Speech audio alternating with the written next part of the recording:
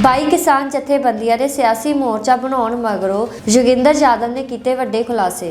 खेती कानून मुड़ लागू करन दा कोई विचार नहीं, खेती मंत्री तोमर ने कांग्रेस नूं दित्ती सलाह। किसानां दे सियासत च आउण मगरों नवजोत सिद्धू दा वड्डा बयान। लखा सिधाना कर रहा है पिंडां च प्रचार, कहा SSP नूं कह दिओ बेअदबी ते चिट्टे वाला असीं बख्शना नहीं। रेलवे ट्रैक तुरंत खाली कीते जाण, गुरजीत औजला ने किसानां नूं कीती अपील। हरभजन सिंह दा सियासत च आउण बारे वड्डा बयान, सुनो किस पार्टी च होणगे शामिल। नगर निगम दियां 2021 दियां चोणां च आप ने मारी एंट्री, विवादित टिप्पणी ते DSP ने नवजोत सिंह सिद्धू नूं भेजिया मानहानी नोटिस। केजरीवाल नूं मिलण पिछों राजा वड़िंग ने कीते वड्डे खुलासे। 22 किसान जथेबंदियां ने सियासी मोर्चा बनाउण मगरों जोगिंदर यादव ने कीते वड्डे खुलासे। एक तो धर्म संसद की बात हुई, उसके बाद कल क्रिसमस के मौके पे कई जगह से, हरियाणा में 2-3 जगह से खबरें आई। क्रिसमस की जो छोटी छोटी गैदरिंग्स हो रही थी उनको डिसरप्ट किया गया बहुत ही बेहुदा तरीके से। पटौदी है, गुड़गांव के पास पटौदी है, वहां से खबर आई, कुरुक्षेत्र से खबर आई। और मजे की बात कि ये लोग उसके बाद तसल्ली से वीडियो बनाते हैं और एक भाई बैठ के वीडियो पे इंटरव्यू दे रहे हैं उसके बाद। हाँ, हमने ऐसा किया, ये किया, अभी तो कुछ नहीं किया, आगे और करेंगे। ये क्या करवा रहे हो देश में? ये भारतीय जनता पार्टी के जो सत्ता नशीं लोग हैं, मैं आपको याद दिलाना चाहता हूं, आज सत्ता में है। बहुत सत्ताशीन नशीं लोगों को ये गलत फहमी रहती है, वो कहते हैं ना, इनसे पहले भी जो सत्ता नशीं था उसे भी अपने खुदा होने का यकीन था। कुर्सी पर बैठ के कभी कभी लगता है कि मैं भगवान हो गया।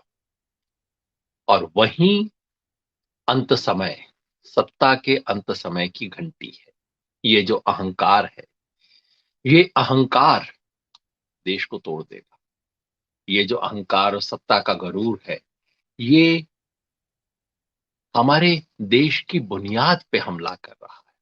इसलिए हर कोई इंसान, किसी भी मजहब से हो, आप किसी भी भगवान की प्रार्थना करते हो ना करते हो, हम सब का पहला धर्म ये है कि आज इस गुंडागर्दी के खिलाफ बोले।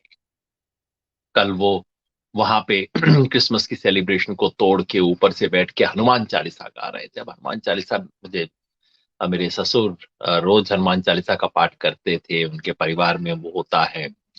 लेकिन कल जिस तरह से वो किया, ये कौन सी धर्म की प्रार्थना है जो कि किसी दूसरे के विश्वास को तोड़ के डंडे से, गुंडई से चलाने वाला ये दुनिया का कौन सा धर्म है? कौन सा धर्म ग्रंथ है जो कि इसकी परमिशन देगा?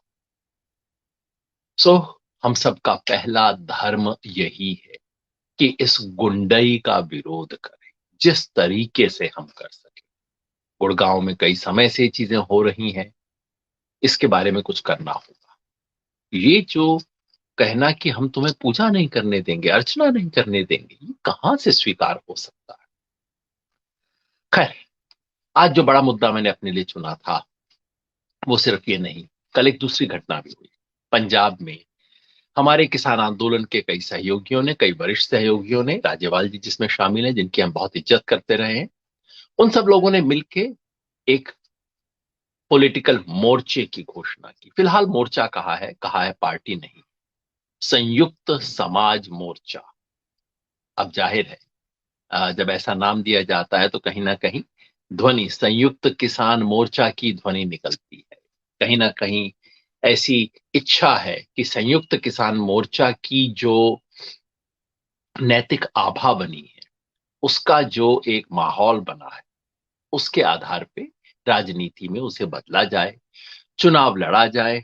उन्होंने घोषणा की है कि ये संयुक्त समाज मोर्चा पूरी 117 सीटों पर चुनाव लड़ेगा। फिलहाल 117 की घोषणा की है। पूछा गया अलायंस किससे करेंगे, कहा नहीं नहीं नहीं, कोई अलायंस नहीं करेंगे। फिर राज्यपाल जी ने कहा अभी नहीं करेंगे। अभी नहीं तो कब करेंगे? पत्रकारों ने पूछा, अभी हमें जवाब नहीं। पंजाब के 22 संगठन उसमें शामिल थे। हमें कई सवालों का भी जवाब नहीं मिला है। जवाब इसका नहीं मिला है कि क्या ये सभी संगठन मिलके अपना कोई नया सिंबल लेंगे तो वो कैसे बनेगा, या कि इनमें से कई संगठन जो कि अलग अलग पार्टियों से संबद्ध रहे हैं, किसान संगठन, वो मिलके करेंगे। अगर वो करेंगे तो बाकी लोग जिनकी किसी राजनीतिक पार्टी से संबंध नहीं है वो किस नाम से लड़ेंगे? इसका जवाब भी नहीं मिला है। जवाब इसका भी नहीं मिला है कि क्या बाकी संगठन इंडिपेंडेंट लड़ेंगे या कि किसी पार्टी से लड़ेंगे, क्योंकि कई दिन से बातचीत ये चले जा रही है कि किसी पार्टी में जाके उसके साथ समझौता करेंगे, पार्टी से समझौता करेंगे, गठबंधन करेंगे। लेकिन गठबंधन करते वक्त क्या उस पार्टी के टिकट पे चुनाव लड़ा जाएगा?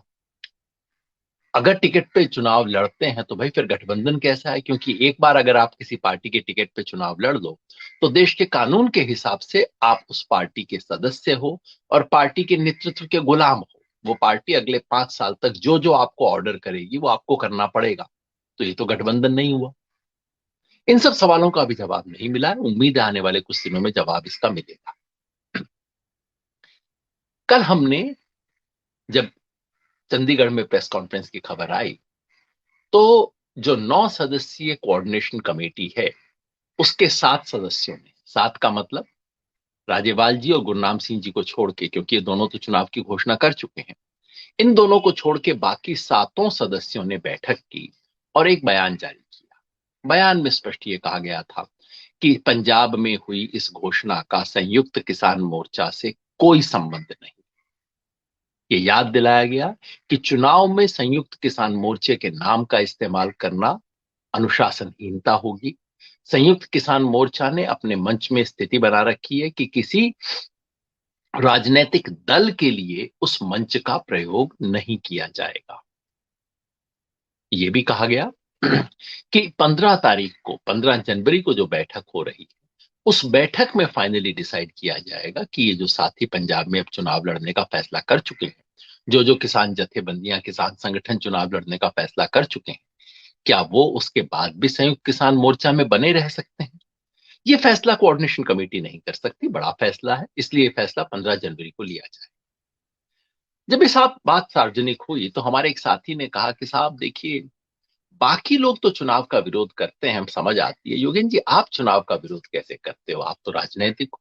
मतलब मजे की बात कल की घटना में ये है कि जो संगठन राजनीतिक कहे गए हैं, जिन्हें पहले दिन से कहा गया आप राजनीतिक हो, वो कह रहे हैं कि चुनावी राजनीति में जाना समझदारी की बात नहीं है। और जो 1 साल से कह रहे थे कि राजनीति नहीं है, राजनीतिक हम बिल्कुल नहीं है, राजनीति से कोई वास्ता नहीं है, वो सबसे पहले आगे बढ़ के राजनीति में है। खैर, मुझसे पूछा गया कि आप राजनीति का विरोध कैसे कर रहे हो, चुनावी राजनीति का, क्योंकि आप तो खुद राजनीतिक पार्टी में हो। बिल्कुल हूं साहब, स्वराज इंडिया का एक सदस्य होने का गौरव मुझे है। पूछा गया कि भाई आप तो खुद चुनाव लड़ चुके हो। जी साहब, बिल्कुल बाकायदा लड़ चुके हैं और हमारे संगठन ने बाकी और चुनाव भी लड़े हैं, स्वराज इंडिया ने। पूछा गया कि भाई आप तो कहते रहे हो कि राजनीति सबको करनी चाहिए। बिल्कुल सही कहा। मैं तो हमेशा कहता हूं राजनीति युग धर्म है और शुभ को सच में बदलने की कोशिश का नाम राजनीति है। बिल्कुल करनी चाहिए, हर एक को करनी चाहिए। जब किसी इंटरेस्टिंग, इंटेलिजेंट, एनर्जेटिक व्यक्ति से मिलता हूं मैं तो कहता हूं भाई राजनीति आपको करनी चाहिए। और मुझे कहा गया कि देखिए, जब अन्ना आंदोलन आईएसी से जब आम आदमी पार्टी बनी तब तो आपने कहा था कि आम ये पार्टी बननी चाहिए, तो आज आप इसका विरोध क्यों कर रहे हो? बिल्कुल सही सवाल है। इसका मैं उत्तर देना चाहता हूं क्योंकि ये राजनीति में आना और चुनावी राजनीति में आना दो अलग अलग बातें हैं। राजनीति करना तो बिल्कुल शाश्वत नियम है। कम से कम हमारे समाज में कोई कहे कि उसका राजनीति से कोई मतलब नहीं है तो या तो वो समझ नहीं रहे या वो आपको सही बता नहीं रहे। क्योंकि जब किसान राज की नीति पे सवाल उठा रहे हैं तो राजनीति कर रहे हैं। जब आप कहते हो तीनों काले कानून वापस करो, आप राजनीति कर रहे हो। जब आप कहते हो कि एमएसपी का लीगल अधिकार लेके रहेंगे, आप राजनीति कर रहे हो। सत्ता के समीकरण को, समाज में शक्ति के संतुलन को बदलने की कोशिश करना राजनीति है। इस अर्थ में राजनीति जरूरी है, राजनीति सबसे सुंदर है, राजनीति करनी चाहिए। सवाल यह है कि चुनावी राजनीति की जाए या नहीं, यानी कि चुनाव में हिस्सा लेके। चुनावी राजनीति के भी अलग अलग तरीके हो सकते हैं। चुनावी राजनीति में आप जाके कह सकते हैं कि ये हमारे मुद्दे हैं, जो पार्टी इसको एड्रेस करेगी उसको वोट देंगे। आप कह सकते हैं हर पार्टी से हम सवाल पूछेंगे। या आप ये कह सकते हैं कि फला पार्टी को तो जरूर हराएंगे जैसा हमने बंगाल में किया, या आप ये कह सकते हैं हमारी पार्टी है, हमें वोट दो।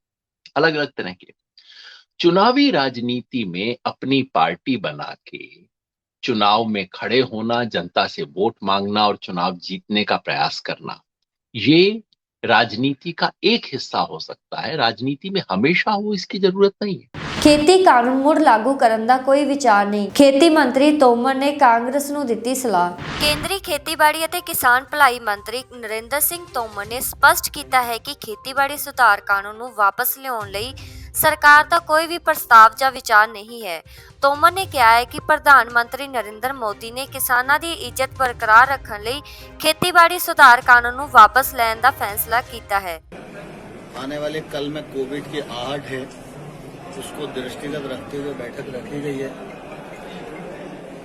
मैं समझता हूँ मुरैना में मेडिकल स्टाफ और पैरामेडिकल स्टाफ और बाकी समाज सेवी संस्थाएं, जनप्रतिनिधि सभी ने मिलकर अच्छा काम किया और 90% से अधिक लोगों को वैक्सीनेशन हो गया है। बचे हुए लोगों को वैक्सीनेशन और हो, यह भी कोशिश की जा रही है। पिछले बार जितने हमारे पास ऑक्सीजन बेड की क्षमता थी, उससे दोगुनी से अधिक ऑक्सीजन बेड की उपलब्धता आज जिले भर में है। अगर कोई ऐसी परिस्थिति आएगी तो निश्चित रूप से उस दृष्टि से, चाहे वो ऑक्सीजन बेड्स हो, चाहे कंसंट्रेटर हो, चाहे सीटी स्कैन मशीन हो, चाहे वेंटिलेटर हो, सभी की सुविधा निश्चित रूप से पूरे जिले में बढ़ी है। और अब 3 जनवरी से छोटे बच्चों का भी वैक्सीनेशन अभियान शुरू होने वाला है, जैसा कल प्रधानमंत्री जी ने संकेत दे दिया है। उसकी तैयारी की दृष्टि से भी चर्चा हुई है। मैं समझता हूं कि इस दृष्टि से ये बैठक बहुत अच्छी रही और मैं आपके माध्यम से लोगों को ये भी कहना चाहता हूं कि आने वाले संकट से हम बच सकें, इसलिए सबको कोविड प्रोटोकॉल का पालन करना चाहिए। और कोविड प्रोटोकॉल का पालन कराने के लिए जिला प्रशासन पूरे सख्ती के साथ आग्रह करे, ये निर्णय बैठक में हुआ है। आज दिशा समिति की भी बैठक थी, उसमें जो हमारा जल जीवन मिशन है, केंद्र सरकार और राज्य सरकार मिलकर लगभग 3 लाख करोड़ से अधिक रुपयों का प्रावधान करके पूरे देश के हर गांव में नल से जल मिले, इस अभियान को प्रारंभ किया है। इस पर भी आज चर्चा हुई और उसकी प्रोग्रेस को देखा और निश्चित रूप से आने वाले कल में सभी को पीने का पानी अच्छा मिले, यह सुनिश्चित किया जाए। ਕਿਸਾਨਾਂ ਦੇ ਸਿਆਸਤ 'ਚ ਆਉਣ ਮਗਰੋਂ ਨਵਜੋਤ ਸਿੱਧੂ ਦਾ ਵੱਡਾ ਬਿਆਨ। ਬਟਾਲਾ ਰੈਲੀ ਨੂੰ ਸੰਬੋਧਨ ਕਰਨ ਤੋਂ ਬਾਅਦ ਮੀਡੀਆ ਨਾਲ ਗੱਲਬਾਤ ਦੌਰਾਨ ਨਵਜੋਤ ਸਿੱਧੂ ਨੇ ਕਿਹਾ ਹੈ ਕਿ ਪੰਜਾਬ ਮਾਡਲ ਪੰਜਾਬ ਦੀ ਕਿਸਾਨੀ ਨੂੰ ਮੁੜ ਸੁਰਜੀਤ ਕਰਨ, ਉਦਮਤਾ ਨੂੰ ਉਤਸ਼ਾਹਿਤ ਕਰਨ, ਹੁਨਰ ਵਿਕਾਸ ਅਤੇ ਗਵਾਚੀਆਂ ਸਨਅਤਾਂ ਨੂੰ ਵਾਪਸ ਲਿਆਉਣ ਅਤੇ ਪੰਜਾਬ ਦੇ ਹਰ ਜ਼ਿਲ੍ਹੇ ਵਿੱਚ ਨਵੇਂ ਉਦਯੋਗਿਕ ਕਲਸਟਰ ਬਣਾਉਣ ਲਈ ਮਾਹੌਲ ਸਿਰਜਣ ਦਾ ਰੋਡ ਮੈਪ ਹੈ। ਜਾਂ ਕਿਸੇ ਪਾਰਟੀ ਤੋਂ ਆਪਣੀ ਗੱਲ ਮਨਵਾ ਲਓ, ਲੇਕਿਨ ਮਕਸਦ ਇੱਕੋ ਹੀ ਹੈ ਕਿ ਕਿਸਾਨ ਨੂੰ ਇੱਜ਼ਤ ਦੀ ਰੋਟੀ ਮਿਲੇ, ਉਹਦੀ ਘਟ ਰਹੀ ਪ੍ਰੋਡਕਟਿਵਿਟੀ, ਉਹਦੀ ਘਟ ਰਹੀ ਆਮਦਨ ਤੇ ਵੱਧ ਰਹੀ ਲਾਗਤ, ਇਹਨੂੰ ਨੱਥ ਪਵੇ ਔਰ ਕਿਸਾਨ ਨੂੰ ਐਮਐਸਪੀ ਮਿਲੇ। ਸਾਡੀ ਸਰਕਾਰ ਵੱਲੋਂ ਪੰਜਾਬ ਮਾਡਲ ਬੜਾ ਕਲੀਅਰਲੀ ਇੱਕ ਏਜੰਡਾ ਦੇ ਕੇ ਬੈਠਾ। ਅੱਜ ਤੱਕ ਕਿਸੇ ਪੋਲੀਟੀਸ਼ੀਅਨ ਨੇ ਨਾ ਹੀ ਹੋਰ ਕਿਸੇ ਨੇ ਕੋਈ ਏਜੰਡਾ ਨਹੀਂ ਦਿੱਤਾ ਕਿਸਾਨੀ ਨੂੰ ਉਭਾਰਨ ਦਾ। ਮੈਂ ਪਿਛਲੇ 1.5 ਸਾਲ ਤੋਂ ਇੱਕ ਏਜੰਡਾ ਦੇ ਰਿਹਾ ਕੋਆਪਰੇਟਿਵ ਬਣਾਉਣ ਦਾ, ਛੋਟੇ ਵੱਡੇ ਕਿਸਾਨ ਨੂੰ ਇਕੱਠਾ ਕਰਕੇ, ਜਿਵੇਂ ਵੇਰਕਾ ਹੈ, ਜਿਵੇਂ ਅਮੂਲ ਹੈ, ਉਹਦੀ ਮਾਰਕੀਟਿੰਗ ਦੀ ਲਾਗਤ ਲੈਣ ਦਾ ਮੇਰਾ ਇੱਕ ਸੁਪਨਾ ਹੈ। ਔਰ ਇਹਨੂੰ ਧਿਆਨ ਨਾਲ ਸੁਣਿਓ ਕਿ ਜੇ ਅਸੀਂ ਮੌਲਾਂ ਦੇ ਵਿੱਚ ਜਾ ਕੇ ਫਾਰਮ ਫਰੈਸ਼ ਦੇਖਦੇ ਹਾਂ ਤੇ ਆ ਰਿਲਾਇੰਸ ਫਰੈਸ਼ ਦੇਖਦੇ ਹਾਂ ਤੇ ਪੰਜਾਬ ਫਾਰਮਰ ਫਰੈਸ਼ ਕਿਉਂ ਨਾ ਦੇਖੀਏ, ਕਿਉਂ ਨਾ ਹੋਵੇ? ਇਹ ਕੋਆਪਰੇਟਿਵਸ ਦੇ ਨਾਲ ਸੰਭਵ ਹੈ। ਇਹਦੇ ਨਾਲ ਕੋਲਡ ਸਟੋਰੇਜ, ਕਿਸਾਨ ਨੂੰ ਐਕਸਪਲੋਇਟ ਕੀਤਾ ਜਾਂਦਾ, ਉਹਦੀ 50 ਰੁਪਏ ਦੀ ਚੀਜ਼ 3 ਰੁਪਏ 'ਚ ਖਰੀਦੀ ਜਾਂਦੀ ਹੈ ਕਿਉਂਕਿ ਪੈਰਿਸ਼ੇਬਲ ਹੈ, ਉਹਦੇ ਕੋਲ ਸਟੋਰ ਕਰਨ ਨੂੰ ਹੈ ਨਹੀਂ ਕੁਛ। ਕੋਲਡ ਸਟੋਰੇਜਾਂ ਦਾ ਪ੍ਰਾਵਧਾਨ। ਫਿਰ ਅਸੀਂ market intervention scheme Punjab model ਦੇ ਵਿੱਚ ਦੇ ਰਹੇ ਹਾਂ, ਜਿਹੜੀ ਸਾਫ਼-ਸਾਫ਼ ਕਹਿੰਦੀ ਹੈ, ਬੜੀ ਕਲੀਅਰਲੀ ਕਹਿੰਦੀ ਹੈ ਕਿ ਜੇ ਮੱਕੀ ਅਸੀਂ ਕਿਹਾ ਕਿਸੇ ਜ਼ੋਨ ਦੇ ਵਿੱਚ ਉਗਾਉਣ ਨੂੰ ਔਰ 1600 ਦੀ 1700 ਦੀ ਕੀਮਤ ਦਿੱਤੀ ਹੈ ਔਰ ਮਿਲੀ 1000 ਹੈ, ਤੇ ਬਾਕੀ ਦਾ ਜਿਹੜਾ ਗੈਪ ਹੈ 600 ਰੁਪਏ ਉਹ ਸਰਕਾਰ ਪੂਰਾ ਕਰੇਗੀ। ਕਿਸਾਨ ਵੀਰ, ਜਿਹੜੀ ਸਾਡੀ ਵੇਅਰ ਹਾਊਸਿੰਗ ਕਾਰਪੋਰੇਸ਼ਨ ਹੈ ਉਹਦੇ 'ਚ ਆਪਣੀ ਕਣਕ ਤੇ ਜੀਰੀ ਰੱਖ ਸਕਦੇ ਆ, ਔਰ ਜਦੋਂ ਹੀ ਰੱਖਣ ਜਦ ਮਰਜ਼ੀ ਵੇਚ ਸਕਦੇ ਆ। ਜਦੋਂ ਹੀ ਰੱਖਣਗੇ 80% ਲੋਨ ਦੇ ਤੌਰ ਦੇ ਉੱਤੇ ਉਹਨਾਂ ਨੂੰ ਉਸੇ ਵਕਤ ਪੈਸਾ ਮਿਲੇਗਾ। ਇੱਕ ਮਿੰਟ ਮਹਾਰਾਜ, ਇੱਕ ਮਿੰਟ ਖੜ ਜਾਓ ਯਾਰ, ਜਵਾਬ ਦੇਤਾ ਨਾ ਉਹਦਾ। ਮੈਂ ਕਹਿੰਦਾ ਜਵਾਬ ਦੇਤਾ ਮੈਂ ਦੇਤਾ ਜਵਾਬ, ਜਿੰਨਾ ਮੈਂ ਦੇਣਾ ਸੀ ਤੁਹਾਡੇ ਕਰਕੇ ਨਹੀਂ ਦੇਣਾ, ਮੈਂ ਜਵਾਬ ਜਿਹੜਾ ਦੇਣਾ ਸੀਗਾ ਦੇਤਾ। ਉਹਨਾਂ ਦਾ ਹੱਕ ਹੈ, ਉਹਨਾਂ ਦਾ ਇਹ ਫਰਕ ਲੋਕ ਤੈਅ ਕਰਨਗੇ। ਮੈਂ ਕਹਿੰਦਾ ਇਹਦੀ ਗੱਲ, ਇਹਦਾ ਜਵਾਬ ਨਹੀਂ ਦੇਣਾ ਨਾ ਮੈਂ ਜ਼ਬਰਦਸਤੀ ਥੋੜਾ ਨਾ, ਮੈਂ ਜਿਹੜੀ ਗੱਲ ਦਾ ਜਵਾਬ ਦੇ ਰਿਹਾ। ਅਗਲੀ ਚੀਜ਼ ਜਿਹੜੀ ਅਸੀਂ ਦੇ ਰਹੇ ਹਾਂ ਉਹ ਦਾਲਾਂ ਦੇ ਉੱਤੇ ਤੇ ਆਇਲ ਸੀਡਸ ਦੇ ਉੱਤੇ MSP ਦੇਗੀ ਪੰਜਾਬ ਸਰਕਾਰ, ਔਰ ਜ਼ੋਨਾਂ ਦੇ ਵਿੱਚ 73,000 ਕਰੋੜ ਰੁਪਏ ਦੇ ਆਇਲ ਸੀਡਾਂ ਨੂੰ ਇੰਪੋਰਟ ਕੀਤਾ ਜਾਂਦਾ ਹੈ, 1 ਲੱਖ ਕਰੋੜ ਦੀਆਂ ਦਾਲਾਂ ਤੇ ਆਇਲ ਸੀਡਾਂ ਨੂੰ ਇੰਪੋਰਟ ਕੀਤਾ ਜਾਂਦਾ ਹੈ। ਅਸੀਂ ਆਪਦੇ ਲਾਵਾਂਗੇ, ਜੋ ਖਾਂਦੇ ਆ ਉਹ ਉਗਾਵਾਂਗੇ। ਇਹ ਕਿਸਾਨੀ ਦੇ ਲਈ ਕਹਿ ਰਿਹਾ। ਫਿਰ ਬਟਾਲਾ ਦੇ ਵਿੱਚ 5,000 ਇੰਡਸਟਰੀ ਸੀ, 1,000 ਫਾਊਂਡਰੀ ਸੀ, ਰਿਵਾਈਵ ਹੋਏਗੀ। ਕਲਸਟਰ ਬੇਸ ਦੇ ਵਿੱਚ ਅਸੀਂ ਇਸ ਇੰਡਸਟਰੀ ਨੂੰ ਰਿਵਾਈਵ ਕਰਾਂਗੇ। ਐਂਟਰਪ੍ਰੀਨਰਸ਼ਿਪ ਪੰਜਾਬ ਮਾਡਲ ਦੀ, ਔਰ ਤੁਹਾਨੂੰ ਮੈਂ ਪੂਰਾ ਗਿਣਤੀ ਦੇ ਨਾਲ ਦਿਆਂਗਾ। ਇਹ ਨਹੀਂ ਹੈ ਕੋਈ ਲਾਰਾ ਲੱਪਾ ਨਹੀਂ ਹੋਏਗਾ, ਉਹਦੀ ਬਜਟਰੀ ਐਲੋਕੇਸ਼ਨ ਹੋਏਗੀ, ਉਹਦੀ ਪਾਲਿਸੀ ਹੋਏਗੀ। ਔਰ ਇਹ ਕਹਾਂਗਾ ਕਿ ਜਿਹੜੇ ਐਂਟਰਪ੍ਰੀਨਰ ਅਸੀਂ ਨੌਜਵਾਨਾਂ ਨੂੰ ਬਣਾਵਾਂਗੇ, ਇਹ ਇਲੈਕਸ਼ਨ ਅਸੀਂ ਨੌਜਵਾਨਾਂ ਲਈ ਲੜ ਰਹੇ ਹਾਂ। ਅਗਲਾ it is not for the next election, it is for the next generation. ਉਹ ਨੌਜਵਾਨ ਐਂਟਰਪ੍ਰੀਨਰ ਬਣ ਕੇ ਨੌਕਰੀ ਮੰਗੇਗਾ ਨਹੀਂ, ਨੌਕਰੀ ਦੇਗਾ। ਕਿਉਂਕਿ ਸਕਿੱਲ ਡਿਵੈਲਪ, ਇੱਕ ਮਿੰਟ ਯਾਰ, ਸਕਿੱਲ ਡਿਵੈਲਪਮੈਂਟ ਸਭ ਤੋਂ ਵੱਡੀ ਚੀਜ਼ ਹੈ। ਇੱਥੇ ਇਹਨਾਂ ਤੋਂ ਪੁੱਛੋ ਇੰਡਸਟਰੀ ਦੇ ਵਿੱਚ ਸਕਿਲਡ ਲੇਬਰ ਹੈਗੀ ਇਹਨਾਂ ਕੋਲ? ਦੱਸੋ ਜੀ, ਤੁਹਾਡੇ ਕੋਲ ਸਕਿਲਡ ਲੇਬਰ ਹੈਗੀ? ਲੇਬਰ ਹੀ ਨਹੀਂ ਮਿਲਦੀ। ਲੇਬਰ ਕਿਉਂ ਨਹੀਂ ਮਿਲਦੀ? ਕਿਉਂਕਿ ਲੇਬਰ ਦੇ ਕੋਲ ਸਕਿੱਲ ਹੀ ਹੈ ਨਹੀਂ। 70% ਇੰਡਸਟਰੀ ਅੱਜ ਸਕਿੱਲ ਤੋਂ ਬਿਨਾਂ ਹੈ, ਜਿਹੜੀ ਲੇਬਰ ਹੈ। ਇਹ ਗੱਲਾਂ ਪ੍ਰਕਾਸ਼ਿਤ ਕਰੋ ਤੇ ਪੰਜਾਬ ਉੱਠ ਸਕਦਾ ਹੈ। ਲੇਕਿਨ ਇਹਨੇ ਉਹਨੂੰ ਗਾਲ ਕੱਢਤੀ, ਉਹਨੇ ਇਹਨੂੰ ਗਾਲ ਕੱਢਤੀ, ਇਹਦੇ ਨਾਲ ਨਹੀਂ ਪੰਜਾਬ ਉੱਠਣਾ। ਸਿੱਧੂ ਸਾਹਿਬ ਤੁਸੀਂ ਕਹਿ ਰਹੇ ਹੋ ਕਿ ਪੰਜਾਬ ਨੂੰ ਇਮਾਨਦਾਰ ਮੁੱਖ ਮੰਤਰੀ ਚਾਹੀਦਾ, ਚੰਨੀ ਵੱਲ ਇਸ਼ਾਰਾ ਕਿ ਸਿੱਧੂ ਵੱਲ ਇਸ਼ਾਰਾ? ਮੈਂ ਕਹਿੰਦਾ ਇਹ ਪੰਜਾਬ ਦੇ ਲੋਕਾਂ ਵੱਲ ਇਸ਼ਾਰਾ ਹੈ। ਪੰਜਾਬ ਦੇ ਲੋਕਾਂ ਨੇ 78 MLA ਚੁਣੇ ਸੀਗੇ, ਕਿਸੇ ਹੋਰ ਨੇ ਨਹੀਂ ਚੁਣੇ, ਤੇ ਹੁਣ ਉਹ MLA ਨੇ ਨਹੀਂ ਚੁਣਨਾ। ਹੁਣ MLA ਨੂੰ ਵੀ ਪੰਜਾਬ ਦੇ ਲੋਕਾਂ ਨੇ ਚੁਣਨਾ ਹੈ। ਤੇ ਪੰਜਾਬ ਦੇ ਲੋਕਾਂ ਨੂੰ ਕਹਿ ਰਹੇ ਆ, ਹੱਥ ਖੜੇ ਕਰੋ ਓਏ, ਤੁਸੀਂ ਚੁਣੋ ਇਮਾਨਦਾਰ ਬੰਦਾ, ਤੁਸੀਂ ਚੁਣੋ ਇਮਾਨਦਾਰ ਸਰਕਾਰ, ਮੁਕਾਓ ਮਾਫੀਆ। ਇਹ ਕਹਿ ਰਿਹਾ। ਵਿਕਰਮ ਮਜੀਠੀਆ ਕਦੋਂ ਤੱਕ ਅਰੈਸਟ ਹੋ ਰਿਹਾ ਜੀ? ਬੜਾ ਟ੍ਰੋਲ ਹੋ ਰਿਹਾ ਜੀ। ਇਹ ਗੱਲ ਨੂੰ ਸੁਣੋ, ਇੱਕ ਗੱਲ ਨੂੰ ਧਿਆਨ ਨਾਲ ਸਮਝ ਲਓ। ਮੇਰੀ ਜ਼ਿੰਦਗੀ ਦੇ ਵਿੱਚ ਹਰੇਕ ਚੀਜ਼ ਲੋਹੇ ਦੇ ਚਣੇ ਚਬਾਣਾ ਦਾ ਮਤਲਬ ਇਹ ਨਹੀਂ ਵੀ ਮੈਂ ਤੇਰੇ ਮੂੰਹ 'ਚ ਲੋਹਾ ਪਾ ਦਿਆਂ ਤੂੰ ਲੋਹਾ ਚੱਬੇਗਾ ਮਿੱਤਰਾ। ਇਹ ਗੱਲ ਜਿਹੜੀ ਹੈ ਇਹ ਇੱਕ ਫਿਕਸ਼ਨਲ ਗੱਲ ਹੈ ਕਿ ਭਾਈ ਬੰਦਾ ਰੋਹ ਵਾਲਾ, ਇਸ ਨੂੰ ਜਿੱਦਾਂ ਮਰਜ਼ੀ ਤੋੜੀ ਮੋੜੀ ਜਾਓ। ਜੇ ਕਰਨਾ ਹੀ ਹੈ ਪੰਜਾਬ ਦੀ ਸੇਵਾ ਤੇ ਪੰਜਾਬ ਦੇ ਕਿਸਾਨਾਂ ਦੇ ਵਾਸਤੇ ਕਿਹੜੀ ਪਾਲਿਸੀ ਆ ਰਹੀ ਹੈ ਤੇ ਕਿਹੜੀ ਚੀਜ਼। ਹਾਂਜੀ, ਮਜੀਠੀਆ ਦੀ ਗ੍ਰਿਫਤਾਰੀ ਕਦੋਂ ਤੱਕ? ਵੇਖੋ ਕਾਨੂੰਨ ਆਪਣਾ ਕੋਰਸ ਲਏਗਾ। ਦੇਖੋ ਅੱਜ ਇਹ ਤੈਅ ਹੋ ਗਿਆ ਨਾ ਕਿ DGP ਬਦਲਿਆ ਤੇ ਕਾਰਵਾਈ ਹੋਈ, ਤੇ ਉਹ DGP ਸੀ ਜਿਹਨੇ ਸੁਖਵੀਰ ਬਾਦਲ ਨੂੰ ਕਲੀਨ ਚਿੱਟ ਦਿੱਤੀ ਸੀ, ਜਿਹਨੇ ਸਿੱਖ ਮੁੰਡੇ ਫੜ ਕੇ ਤਸ਼ੱਦਦ ਕੀਤੀ ਸੀ, ਚੱਡੇ ਪਾੜੇ ਸੀ ਉਹਨਾਂ ਨੇ। ਜਾਓ ਪਤਾ ਕਰੋ ਰੁਪਿੰਦਰ ਤੇ ਜਸਪਿੰਦਰ ਜਿਹਨਾਂ ਕੋਲ ਮੈਂ ਹੁਣ ਜਾ ਕੇ ਆਇਆ। ਹਾਂਜੀ, ਇਹ ਉਹ ਹੈ। ਤੇ ਦੂਜਾ ਜਿਹੜਾ ਐਡਵੋਕੇਟ ਜਨਰਲ ਬਦਲਿਆ, ਹਾਂਜੀ, ਉਹ ਕੌਣ ਸੀ? ਉਹ ਐਡਵੋਕੇਟ ਜਨਰਲ ਸੀ ਜਿਹਨੇ ਸੈਣੀ ਨੂੰ ਬਲੈਂਕਟ ਬੇਲ ਦਵਾਈ ਸੀ। ਹੁਣ ਜਾ ਕੇ ਕਿਤੇ ਨਵੇਂ ਐਡਵੋਕੇਟ ਜਨਰਲ ਨੇ ਆ ਕੇ SLP ਪਾਈ ਹੈ, ਮੈਂਸ਼ਨ ਕੀਤਾ, ਕੇਸ ਲਵਾਈ ਹੈ ਤਾਂ ਕਿ ਉਹਦੀ ਉਹ ਤੋੜੋ। ਤਾਂ ਹੀ ਤੇ ਬਰਗਾੜੀ ਦੇ ਕੇਸ ਦੀ ਇਨਵੈਸਟੀਗੇਸ਼ਨ ਪੂਰੀ ਨਹੀਂ ਹੋ ਰਹੀ, ਕਿਉਂਕਿ ਕੜੀ ਉਹ ਹੈ।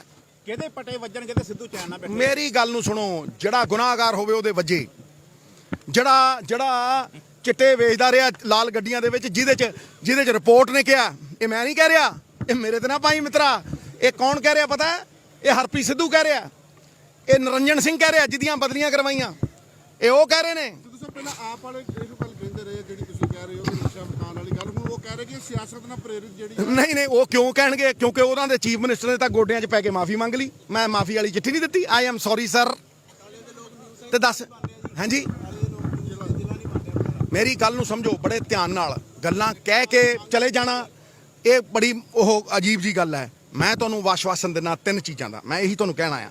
ਇੱਕ, ਬਟਾਲੇ ਦੀ ਇੰਡਸਟਰੀ, ਬਟਾਲੇ ਦੀ ਸਭ ਤੋਂ ਵੱਡੀ ਮੰਗ ਜਿਹੜੀ ਮੈਂ ਅੱਜ ਤੁਹਾਨੂੰ ਦੇ ਰਿਹਾ, ਔਰ ਸਾਰੀ ਇੰਡਸਟਰੀ ਦੇ ਲਈ ਜੇ ਨਿਊਜ਼ ਬਣਾਉਣੀ ਹੈ ਨਾ ਤੇ ਇਸ ਚੀਜ਼ ਦੀ ਬਣਾਓ, ਕਿਉਂਕਿ ਇਹ ਸਭ ਤੋਂ ਵੱਡਾ ਮੁੱਦਾ ਹੈ ਕਿਸੇ ਇੰਡਸਟਰੀ ਦਾ। ਮੈਂ ਦੱਸ ਦੇਣਾ ਯਾਰ, ਇੱਕ ਮਿੰਟ ਮਸਾਲੇ ਨੂੰ ਛੱਡਣਾ ਯਾਰ, ਇੱਕ ਮਿੰਟ ਨਾ ਯਾਰ ਰੁਕ। ਮੈਂ ਕਹਿੰਦਾ 1 ਮਿੰਟ ਗੱਲ ਸੁਣ। ਮੈਂ ਜਿਹੜਾ ਮਾਡਲ ਦੀ ਗੱਲ ਕਰ ਰਿਹਾ, ਤੇ ਮੈਂ ਸੱਤਾ 'ਚ ਨਹੀਂ ਰਿਹਾ, ਮੈਂ ਸੱਤਾ ਤੋਂ ਬਾਹਰ ਰਿਹਾ, ਇਹੀ ਸਵਾਲ ਕਰਦਾ ਰਿਹਾ, ਭਾਵੇਂ ਘਰੇ ਬੈਠਾ ਰਿਹਾ, ਭਾਵੇਂ ਰਿਜ਼ਾਈਨ ਦੇ ਕੇ ਬੈਠਾ ਰਿਹਾ। 1 ਮਿੰਟ ਯਾਰ, 1 ਮਿੰਟ। ਸਭ ਤੋਂ ਵੱਡੀ ਚੀਜ਼ ਕੀ ਹੈ ਕਿ ਅੱਜ ਪੰਜਾਬ ਮਾਡਲ ਦੇ ਵਿੱਚ ਅਸੀਂ ਕਿਸੇ ਵੀ ਇੰਡਸਟਰੀਅਲਿਸਟ ਨੂੰ ਹਿੰਦੁਸਤਾਨ 'ਚ ਜਿੱਥੇ ਸਸਤੀ ਬਿਜਲੀ ਮਿਲਦੀ ਹੈ ਉਹਨੂੰ ਖਰੀਦਣ ਦਾ ਆਹਵਾਨ ਕਰ ਰਹੇ ਹਾਂ, ਚਾਹੇ ਉਹ 3.5 ਰੁਪਏ, ਚਾਹੇ ਉਹ 4 ਦੀ ਹੈ। PSPCL ਸਿਰਫ ਟਰਾਂਸਮਿਸ਼ਨ ਦੇ ਚਾਰजेस ਨਾਲ ਲਾਏਗੀ, ਚਾਹੇ ਉਹ 4 ਰੁਪਏ ਲਵੇ, ਚਾਹੇ ਉਹ 4.5 ਲਵੇ, ਕਿਉਂਕਿ ਇਹ ਸਭ ਤੋਂ ਵੱਡਾ ਮੁੱਦਾ ਹੈ। ਅਸ਼ਵਨੀ ਸੇਠੀ ਦੀ ਟਿਕਟ ਦੇ ਵਿੱਚ ਬੜੇ ਬੜੇ ਪਹਿਲਵਾਨ ਖੜੇ ਆ ਜੀ, ਸਿੱਧੂ ਕਿੱਦਾਂ ਨਿਪਟੇਗਾ? ਮੇਰੀ ਇੱਕ ਗੱਲ ਨੂੰ ਸੁਣੋ, ਇੱਕ ਸਿੰਪਲ ਰੂਲ ਕਾਂਗਰਸ ਪਾਰਟੀ ਨੇ ਬਣਾਇਆ, ਜਿਹੜਾ ਜਿੱਥੋਂ ਟਿਕਟ ਲੜਿਆ ਉੱਥੋਂ ਕਿਉਂ ਭੱਜਦਾ? ਇਹਦਾ ਜਵਾਬ, ਜਦੋਂ ਤੁਸੀਂ ਉੱਥੋਂ ਭੱਜੋਗੇ ਤੇ ਉੱਥੇ ਇਲੈਕਸ਼ਨ ਕੌਣ ਲੜੇਗਾ ਭਾਈ ਮਿੱਤਰਾ? 5 ਸਾਲ ਤੇ ਤੁਸੀਂ ਉੱਥੇ ਡੰਡੇ ਖੜਕਾਉਂਦੇ ਰਹੇ, 5 ਸਾਲ ਤੇ ਤੁਸੀਂ ਉੱਥੇ ਲੋਕਾਂ ਦੇ ਨਾਲ ਗੁੱਥਮ ਗੁੱਥੀ ਜੋ ਵੀ ਹੋਣਾ ਹੁੰਦੇ ਰਹੇ। ਜੇ ਤੁਸੀਂ ਚੰਗਾ ਕੰਮ ਕੀਤਾ ਤੇ ਲੜੋ ਉੱਥੋਂ, ਤੇ ਜੇ ਚੰਗਾ ਕੰਮ ਨਹੀਂ ਕੀਤਾ ਤੇ ਭੁਗਤੋ।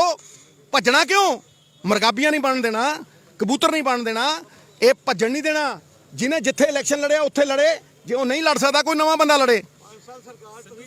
ਤੇ 5 ਸਾਲ ਸਰਕਾਰ ਤੁਸੀਂ ਚਲਾਈ ਹੈ, ਦਾ ਫੈਸਲਾ ਪੰਜਾਬ ਦੇ ਲੋਕ ਕਰਨਗੇ ਕਿ ਕੈਪਟਨ ਕਿਹਨੇ ਢਾਇਆ, ਇਹ ਮੁਕੱਦਮੇ ਕਿਹਨੇ ਪਵਾਇਆ, ਮਾਫੀਆ ਨਾਲ ਕੌਣ ਲੜਿਆ, ਤੇ ਮਾਫੀਆ ਕੌਣ ਪਰੇ ਕਰਨ ਨੂੰ ਫਿਰਦਾ, ਤੇ ਪੰਜਾਬ ਮਾਡਲ ਕੌਣ ਲਿਆਉਣ ਨੂੰ ਫਿਰਦਾ।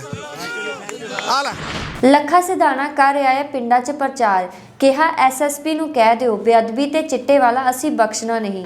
ਚਿੱਟੇ ਵਾਲੇ ਆ, ਚਿੱਟਾ ਸਾਡੇ ਪਿੰਡ 'ਚ ਵਾਧੂ ਅੱਗੇ ਬਾਰ-ਬਾਰ ਆ ਜਾਂਦਾ। ਕੱਲੇ ਕਾਹਨੂੰ ਘੇਰ ਲੈਂਦੇ ਆ ਬਾਈ? ਅੱਛਾ ਹੁਣ ਜੇ ਮੰਨ ਕੇ 1 ਮਿੰਟ ਜੇ ਹੁਣ ਅਸੀਂ ਲੜਾਂਗੇ, ਠੀਕ ਹੈ ਨਾ, ਅਸੀਂ 4 ਬੰਦੇ ਨਾਲ 10 ਮਿੰਟ ਕਮੇਟੀ ਬਣਾ ਲਈ, ਲੜਾਂਗੇ, ਉਹਦੇ ਵਿੱਚੋਂ ਮੰਨ ਕੇ ਚੱਲ ਉਹ ਕਬੀਲਦਾਰ ਸਾਰੇ ਨੇ, ਜੇ ਪਿੱਛੇ ਤਾਕਤ ਨਹੀਂ ਗੀ, ਤਾਕਤ ਨਹੀਂ, ਉਸ ਤੋਂ ਬਾਅਦ ਕੱਲੇ ਗਏ ਨੂੰ ਮੰਨ ਕੇ ਉਹਦਾ ਬਾਈ ਹੱਲ ਨਹੀਂ ਕੋਈ, ਉਹਦਾ ਹੱਲ ਨਹੀਂ ਕੋਈ। ਹੁਣ ਕਰੀਏ ਤਾਂ ਕਰੀਏ, ਜੇ ਪਿੱਛੇ ਦਾ ਹੱਲ ਹੈਗਾ ਬਾਈ, ਹੱਲ ਪੈਂਦਾ। ਹਾਂ ਮੰਨ ਲਓ ਬਾਈ ਆਪਾਂ ਇੱਕ MLA ਹੁੰਦਾ ਹਲਕੇ, ਮੰਨ ਲਓ ਇਸ ਹਲਕੇ 'ਚ 69 ਪਿੰਡ ਆ, MLA ਦਾ ਫਰਜ਼ ਆ ਵੀ ਹਰ ਪਿੰਡ ਦੇ ਵਿੱਚ ਭਾਈ 10-10 20 ਬੰਦਾ ਦੀ ਟੀਮ ਬਣਾ ਦੇ। SSP ਨੂੰ ਇੱਕੋ ਗੱਲ ਕਹੇ ਵੀ ਗੱਲ ਸੁਣ ਲਾ, ਟੀਮ ਮੇਰੀ ਬਣ ਗਈ ਆ, ਜਿਵੇਂ ਗੁਰੂ ਗ੍ਰੰਥ ਸਾਹਿਬ ਦੀ ਬੇਅਦਬੀ ਕਰਨ ਆਇਆ ਬੰਦਾ ਝਟਕਾਤਾ, ਇਹ ਸਾਡੇ ਇੱਕੋ ਹੀ ਗੱਲ ਅਸੀਂ ਪ੍ਰਸ਼ਾਸਨ ਨੂੰ ਚੇਤਾਵਨੀ ਦੇ ਦੇਗਾ ਵੀ ਗੱਲ ਸੁਣ ਲਓ, ਇੱਕ ਅਸੀਂ ਬੰਦਾ ਬਖਸ਼ਣਾ ਨਹੀਂ, ਕਿਸੇ ਦੀ ਜ਼ਰੂਰਤ ਨਹੀਂ ਬਾਈ, ਪਰ ਉਹਨੀ ਹਿੰਮਤ ਕਰੂ ਕੌਣ ਬਾਈ? ਮੈਨੂੰ ਐ ਦੱਸੋ ਬਾਈ, ਕੱਲ ਦਾ ਜਵਾਬ ਦਿਓ। ਇਹ ਕਹਿੰਦੇ ਖਤਮ ਨਹੀਂ ਹੁੰਦਾ, ਆ ਕਰੋਨਾ ਆਇਆ, ਆ ਫਿਰਨੀ ਦੇ ਘੁੱਗੂ ਵੱਜਦਾ ਹੁੰਦਾ ਸੀ ਪੁਲਿਸ ਦਾ, 80 ਸਾਲ ਦੇ ਬਾਪੂ ਗੋਡੇ ਦੁਖਦੇ ਤਾਂ ਸਿੱਟ ਕੇ 90 ਤੇ ਹੋ ਜਾਂਦੇ ਹੁੰਦੇ ਸੀ, ਜਾਂਦੇ ਹੀ ਨਾ ਬਾਈ। ਤਾਂ ਜਦੋਂ ਉਹ ਲੋਕ ਲਗਾਤਾਰ ਕਿੰਨੇ ਦਿਨ ਮਹੀਨੇ ਅੰਦਰ ਢੱਕ ਕੇ ਰੱਖੇ, ਕੋਈ ਬਾਹਰ ਜੀ ਪਰਿੰਦਾ ਨਹੀਂ ਪਰ ਮਾਰਨ ਦਿੱਤਾ, ਫਿਰ ਚਿੱਟਾ ਕਿਉਂ ਨਹੀਂ ਰੁਕ ਸਕਦਾ? ਕਰਕੇ ਕਿ ਜੇ ਹੁਣ ਮੰਨ ਕੇ ਚਲੋ ਕਿ MLA ਕੋਲ ਜਾਂਦਾ ਖੁਦਮ ਕਹੀ ਜਾਂਦੇ, ਫਿਰ ਹੁਣ ਉਸੇ ਗੱਲ ਮੈਂ ਬਾਈ ਉਹੀ ਕਹਿਣਾ ਕਿ ਮੈਂ ਪਹਿਲਾਂ ਇਹੀ ਗੱਲ ਸੁਣਾ ਕੇ ਹਟਿਆ ਵੀ ਇਹ ਸਾਡੀ ਨਸਲਕੁਸ਼ੀ ਕਰਨ ਦੀ ਕੋਸ਼ਿਸ਼। ਮੰਨ ਲਓ ਮੈਂ ਇੱਕ ਉਦਾਹਰਨ ਆ ਤੁਹਾਡੇ ਸਾਹਮਣੇ, ਮੰਨ ਲਓ ਮੈਂ ਚਿੱਟਾ ਪੀਣ ਵਾਲਾ ਹੋਵਾਂ, ਗੋਲੀਆਂ ਖਾਣਾ, ਸ਼ੀਸ਼ੀ ਪੀਣ ਵਾਲਾ ਹੋਵਾਂ, ਮੈਂ ਆ ਲੋਕਾਂ ਨੂੰ ਹੁੱਕੇ ਦਿੰਦਾ ਫਿਰ ਮੈਂ ਚਿੱਟਾ ਜਦੋਂ ਮੈਂ ਪੀਣਾ, ਘਰ ਦੇ ਦਾਣੇ ਵੀ ਵੇਚੂੰਗਾ, ਬੈਂਕ ਵੀ ਤੋੜਨ ਜਾਊਂਗਾ, ATM ਵੀ ਭੰਨੂਗਾ, ਟਰਾਂਸਫਾਰਮ ਵੀ ਵੇਚੂੰਗਾ, ਹੋਊਗਾ ਨਾ ਬਾਈ? ਤਾਂ ਇਹ ਜਿਹੜੀ ਨਸਲਕੁਸ਼ੀ ਇਹੀ ਹੁੰਦੀ ਆ ਵੀ ਇਸ ਜਵਾਨੀ ਨੂੰ ਜਾਗਣਾ ਲੱਗੇ, ਜਵਾਨੀ ਨੂੰ ਉੱਠਣ ਨਾ ਦਿਓ, ਦੱਬ ਦਿਓ, ਕਿਉਂਕਿ ਅਗਲੇ ਨੂੰ ਇਹ ਗੱਲ ਦਾ ਸਾਫ਼ ਪਤਾ ਹੈ ਵੀ ਜਦੋਂ ਜ਼ੁਲਮ ਦੇ ਖਿਲਾਫ ਬਗਾਵਤ ਉੱਠੀ ਹੈ, ਜ਼ੁਲਮ ਦੇ ਖਿਲਾਫ ਲੋਕ ਉੱਠੇ, ਇਸ ਧਰਤੀ ਤੋਂ ਉੱਠੇ ਆ, ਔਰ ਇਸੇ ਧਰਤੀ ਤੋਂ ਉੱਠਣਗੇ ਵੀ। ਅਸੀਂ ਉੱਠ ਕੇ ਦਿਖਾ ਵੀ ਦਿੱਤਾ ਸਾਡੇ ਲੋਕਾਂ ਨੇ ਅੰਦੋਲਨ ਜਿੱਤ ਕੇ, ਤੇ ਆਉਣ ਵਾਲੇ ਸਮੇਂ ਜਦੋਂ ਵੀ ਜ਼ੁਲਮ ਹੋਊਗਾ ਤੇ ਮੈਨੂੰ ਪਰਚਾ ਹੋ ਗਿਆ, ਮੈਂ ਫਰੀਦਕੋਟ ਜੇਲ੍ਹ 'ਚ ਰਿਹਾ ਮਹੀਨਾ, ਮੈਂ ਬਾਹਰ ਆਇਆ ਤੇ ਮੈਂ ਜਿਹੜਾ ਆਪਣਾ ਜੇਲ੍ਹ ਮੰਤਰੀ ਰੰਧਾਵਾ ਉਹਨੂੰ ਮਿਲਿਆ, ਮੈਂ ਜੀ ਆਹ ਬੰਦੇ ਆ ਲਿਸਟ ਦਿੱਤੀ ਤੁਹਾਡੇ ਜੇਲ੍ਹ ਮਹਿਕਮੇ ਵਾਲੇ ਚਿੱਟਾ ਵਿਕਾ ਰਹੇ ਆ। ਬਾਈ ਜਿਹੜੀ ਜੇਲ੍ਹ ਦੇ ਵਿੱਚ ਸੂਈ ਨਹੀਂ ਲੰਘ ਸਕਦੀ, ਉੱਥੇ ਬਾਈ ਕਿਲੋ ਵਾਲੇ ਸਾਹਿਬ ਚਿੱਟਾ ਕਿਵੇਂ ਲੰਘ ਜਾਂਦਾ? ਸਾਜ਼ਿਸ਼ ਆ ਬਾਈ, ਸਾਜ਼ਿਸ਼। ਮੈਂ ਇਹ ਕਹਿੰਦਾ ਸਾਜ਼ਿਸ਼ ਨੂੰ ਸਮਝੋ ਯਾਰ, ਇਹ ਆਮ ਵਰਤਾਰਾ ਨਹੀਂ ਵੀ ਚਿੱਟਾ ਆਇਆ ਵਿਕੀ ਜਾਂਦਾ, ਆਮ ਵਰਤਾਰਾ ਨਹੀਂ ਹੈਗਾ, ਇਹ ਬਹੁਤ ਡੂੰਘੀ ਸਾਜ਼ਿਸ਼ ਹੈ ਜਿਹਦੇ ਨਾਲ ਸਾਨੂੰ ਖਤਮ ਕਰਨ ਤੇ ਲੱਗੇ ਹੋਏ, ਤਬਾਹ ਕਰਨ ਤੇ ਲੱਗੇ ਹੋਏ। ਤੇਰੇ ਮਗਰ ਅੱਜ ਮੰਨ ਕੇ ਚੱਲ ਸਾਰਾ ਗਾ ਨੌਜਵਾਨ ਸਾਰਾ ਇਹ ਗੱਲ ਮੰਨਦੇ ਆਪਾਂ ਸਾਰੇ ਅਸੀਂ ਨਾਲ, ਪਰ ਸਾਡੀ ਬੇਨਤੀ ਇਹ ਹੈ ਵੀ ਸਾਡਾ ਜਿਵੇਂ ਤੇਰੇ ਨਾਲ ਵਿਸ਼ਵਾਸ ਬਣਿਆ, ਕੱਲ ਨੂੰ ਇਹ ਨਾ ਹੋਵੇ ਜਿਵੇਂ ਕੱਲ ਮੰਤਰੀ ਹੋਰ ਨੇ ਜਾਂ ਕੁਝ ਹੋਰ ਨੇ, ਉਹਨਾਂ ਵਿਸ਼ਵਾਸ ਨਹੀਂ ਟੁੱਟਦਾ ਬਾਈ। ਪਤਾ ਕੀ ਆ, ਹੁਣ ਦੇਖੋ ਐ ਹੁੰਦਾ ਬਾਈ, ਹੁਣ ਮੈਂ ਤੁਹਾਨੂੰ ਆਪਣਾ ਦਿਲ ਖੋਲ ਕੇ ਤਾਂ ਦਿਖਾ ਨਹੀਂ ਸਕਦਾ ਹਨਾ, ਪਰ ਇੱਕ ਗੱਲ ਮੈਂ ਇਹ ਜ਼ਰੂਰ ਕਹਿਣੀ ਚਾਹੁੰਦਾ ਵੀ ਯਾਰ ਬਾਈ, ਜੇ ਮੈਂ MLA ਬਣ ਤੱਕ ਸੀਮਿਤ ਹੁੰਦਾ ਤਾਂ ਮੈਨੂੰ ਜੇ ਕਾਂਗਰਸ ਵੱਲੋਂ ਟਿਕਟ ਦਿੰਦੇ ਸੀਗੇ ਤਾਂ ਮੈਨੂੰ 25-30 ਹਜ਼ਾਰ ਵੋਟ ਦਾ ਗਾਰੰਟੀ ਹੋਊਗੀ ਇੱਥੇ, ਮੈਂ ਉੱਥੋਂ ਸ਼ੁਰੂ ਹੁੰਦਾ, ਅੱਜ ਮੈਂ 0 ਤੋਂ ਹੋਇਆ। ਫਰਕ ਹੈ ਨਾ ਬਾਈ? ਤੇ ਮੈਂ ਦੇਖੋ, ਮੈਂ ਤੁਹਾਨੂੰ ਪਹਿਲਾਂ ਵੀ ਕਹਿਤਾ ਵੀ ਮੈਂ ਜ਼ਿੰਦਗੀ 'ਚ ਕਦੇ ਆਪਣੇ ਭੁਗਤਾਨ ਦਾ ਬੰਦਾ ਨਹੀਂ, ਮੈਂ ਕੱਲ ਨੂੰ ਆਪਦਾ ਜ਼ਮੀਰ ਮਾਰ ਕੇ, ਕਿਰਦਾਰ ਮਾਰ ਕੇ ਮੈਂ ਫੇਰ ਕਹਿਣਾ ਬਾਈ ਕਰਤਾਰ ਹੀ ਜਿਉਂਦੇ ਰਹਿੰਦੇ ਆ ਦੁਨੀਆ ਤੇ, ਜ਼ਮੀਰਾਂ ਵਾਲੇ ਬੰਦੇ ਜਿਉਂਦੇ ਰਹਿੰਦੇ ਆ, ਦੁਨੀਆ ਪੈਸੇ ਵਾਲੀ ਪਤਾ ਨਹੀਂ ਕਿੰਨੀ ਕੁ ਪਈ ਆ, ਅਹੁਦਿਆਂ ਰੁਤਬਿਆਂ ਦੀ ਕਿੰਨੀ ਕੁ ਹੋ ਤੁਰ ਗਈ ਇੱਥੋਂ। ਇਹ ਨਹੀਂ ਹੋਊਗੀ ਗੱਲ, ਉਹੀ ਗੱਲ ਤਾਂ ਫਿਰ ਮੈਂ ਫਿਰ ਤੁਹਾਨੂੰ ਕਿਹਾ ਸੀ ਵੀ ਮੈਨੂੰ ਤੇ ਕਮਾਲੂ ਨੂੰ ਬਾਈ ਮਿਲਾ ਕੇ ਨਾ ਦੇਖੋ, ਕਮਾਲੂ ਹੋਰ ਚੀਜ਼ ਹੈ ਹਨਾ ਭਾਈ ਮਿਲਾ ਕੇ ਨਹੀਂ ਪਰ ਲੱਖਾਂ ਲਿਖੀ ਹੈ, ਇਹ ਲੱਖਾਂ ਪਰਚਾ ਪੈ ਕੇ ਡਰਾਂ ਨੇ ਮੂੰਹ ਤੇ ਰੱਖੋ ਕਰ ਗਿਆ। ਇੱਕ ਮਿੰਟ ਬਾਈ ਬੋਲਣਾ ਵਿਸ਼ਵਾਸ ਆਈ ਉੱਠ ਗਿਆ, ਜਿਵੇਂ ਤੁਸੀਂ ਉਹ ਮੂਸਾ ਥੋੜੀ ਆ ਇੱਕ ਵਾਰ ਡਰ ਜੂ। ਮੰਤਰੀ ਕਹੀ ਸੀਗੇ ਮੰਨ ਕੇ ਚਲੋ, ਲੋਕਾਂ ਦਾ ਵਿਸ਼ਵਾਸ ਆਈ ਉੱਠ ਸਕਦਾਗਾ ਵੀ ਇੱਕ ਮਿੰਟ ਤੇਰੇ ਦੇ ਵਿਸ਼ਵਾਸ ਹੈਗਾ ਪੂਰਾ ਜਮਾ ਚੱਲ ਇਹ ਪਤਾ ਕਹਿੰਦਾ ਵੀ ਕੱਲ ਨੂੰ ਪੂਰਾ ਹੁੰਦੀ ਬਾਈ ਜੀ ਬਣ ਕੇ, ਕੱਲ ਨੂੰ ਇਹ ਨਾ ਹੋਵੇ ਵੀ ਸਾਨੂੰ ਮਿਲ ਲਗਾ ਤੇਰੇ ਜਿਹੜੀ ਗੱਲ ਤੂੰ ਕੀਤੀ ਆ ਨਾ, ਮੈਂ ਤੁਹਾਨੂੰ ਫੇਰ ਕਹਿਣਾ ਲੱਖਾਂ ਚੀਜ਼ਾਂ ਬਾਈ ਜਿਹੜਾ ਬਣ ਕੇ ਨਿੱਤਰ ਕੇ ਜਮਾ ਇੱਕ ਮਿੰਟ ਨਿਕਲਿਆ ਹੈ। ਪਰ ਇਹ ਗੱਲ ਕਰੀ ਲੱਖੇ ਦੇ ਈਬੜੀ ਕਾਲ ਹਾਂ ਫੋਕੀ ਕੋਈ ਗੱਲ ਨਹੀਂ ਕਰਦਾ ਭਰਾਓ, ਫੋਕਾ ਕੋਈ ਲਾਲਾ ਨਹੀਂ, ਕੋਈ ਵਾਦਾ ਨਹੀਂ। ਮੈਂ ਪੰਜਾਬ ਨੂੰ ਭਿਖਾਰੀ ਨਹੀਂ ਬਣਾਉਣ ਚੱਲਿਆ, ਮੈਂ ਪੰਜਾਬ ਨੂੰ ਪੈਰਾਂ ਦੇ ਖੜਾ ਕਰਨ ਦੀ ਲੜਾਈ ਲੜ ਰਿਹਾ, ਇਹ ਸੱਭਿਆਚਾਰ ਨੂੰ ਵਿਰਾਸਤ ਨੂੰ ਬਚਾਉਣ ਦੀ ਲੜਾਈ ਲੜ ਰਿਹਾ। ਲੱਖਾਂ ਸਟਾਣਾ ਜਿੰਦਾਬਾਦ, ਲੱਖਾਂ ਸਟਾਣਾ ਜਿੰਦਾਬਾਦ। 2 ਮਿੰਟ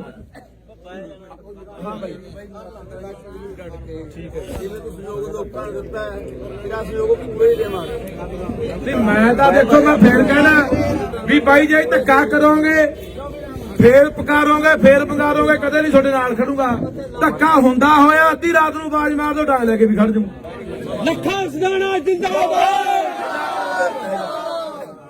ਬਾਈ ਗੱਲਾਂ ਸੁਣ ਲਗੇ ਜਿੰਦਾਬਾਦ ਕਰ ਰਹੇ ਬਾਈ ਬਣ ਕੇ ਆ ਛੱਡੀ ਤਾਰ ਛੱਡੀ ਬਾਈ ਸਾਨੂੰ ਦੋ ਤੇਰੇ ਨਾਲ ਖੜੇ ਰੱਖੋ। ਸੁਣ ਇਸ ਵੇਲੇ ਪਤਾ ਕੀ ਹੁੰਦਾ,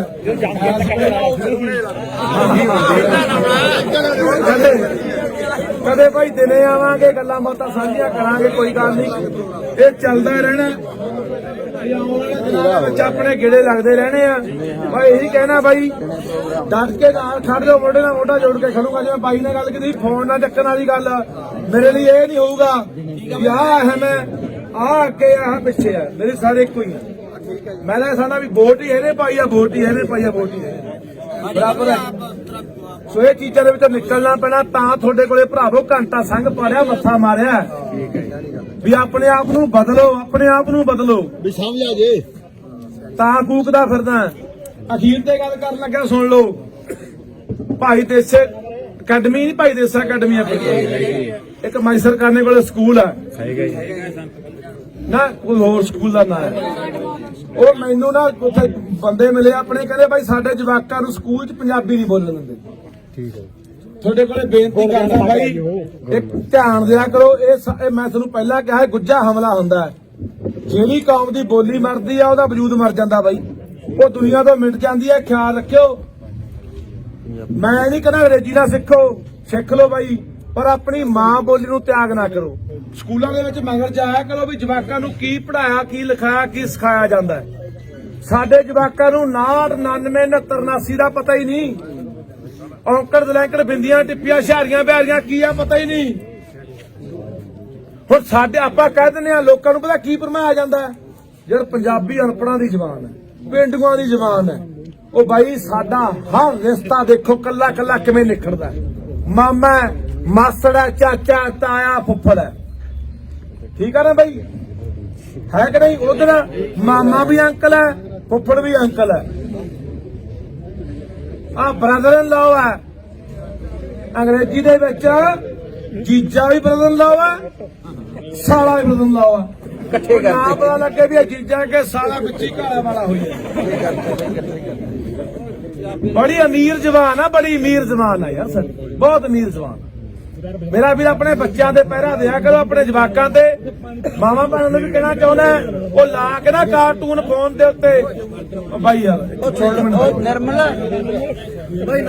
ਲਾ ਕੇ ਕਾਰਟੂਨ ਜਵਾਕ। ਰੇਲਵੇ ਟਰੈਕ ਤੁਰੰਤ ਖਾਲੀ ਕੀਤੇ ਜਾਣ, ਗੁਰਜੀਤ ਔਜਲਾ ਨੇ ਕਿਸਾਨਾਂ ਨੂੰ ਕੀਤੀ ਅਪੀਲ।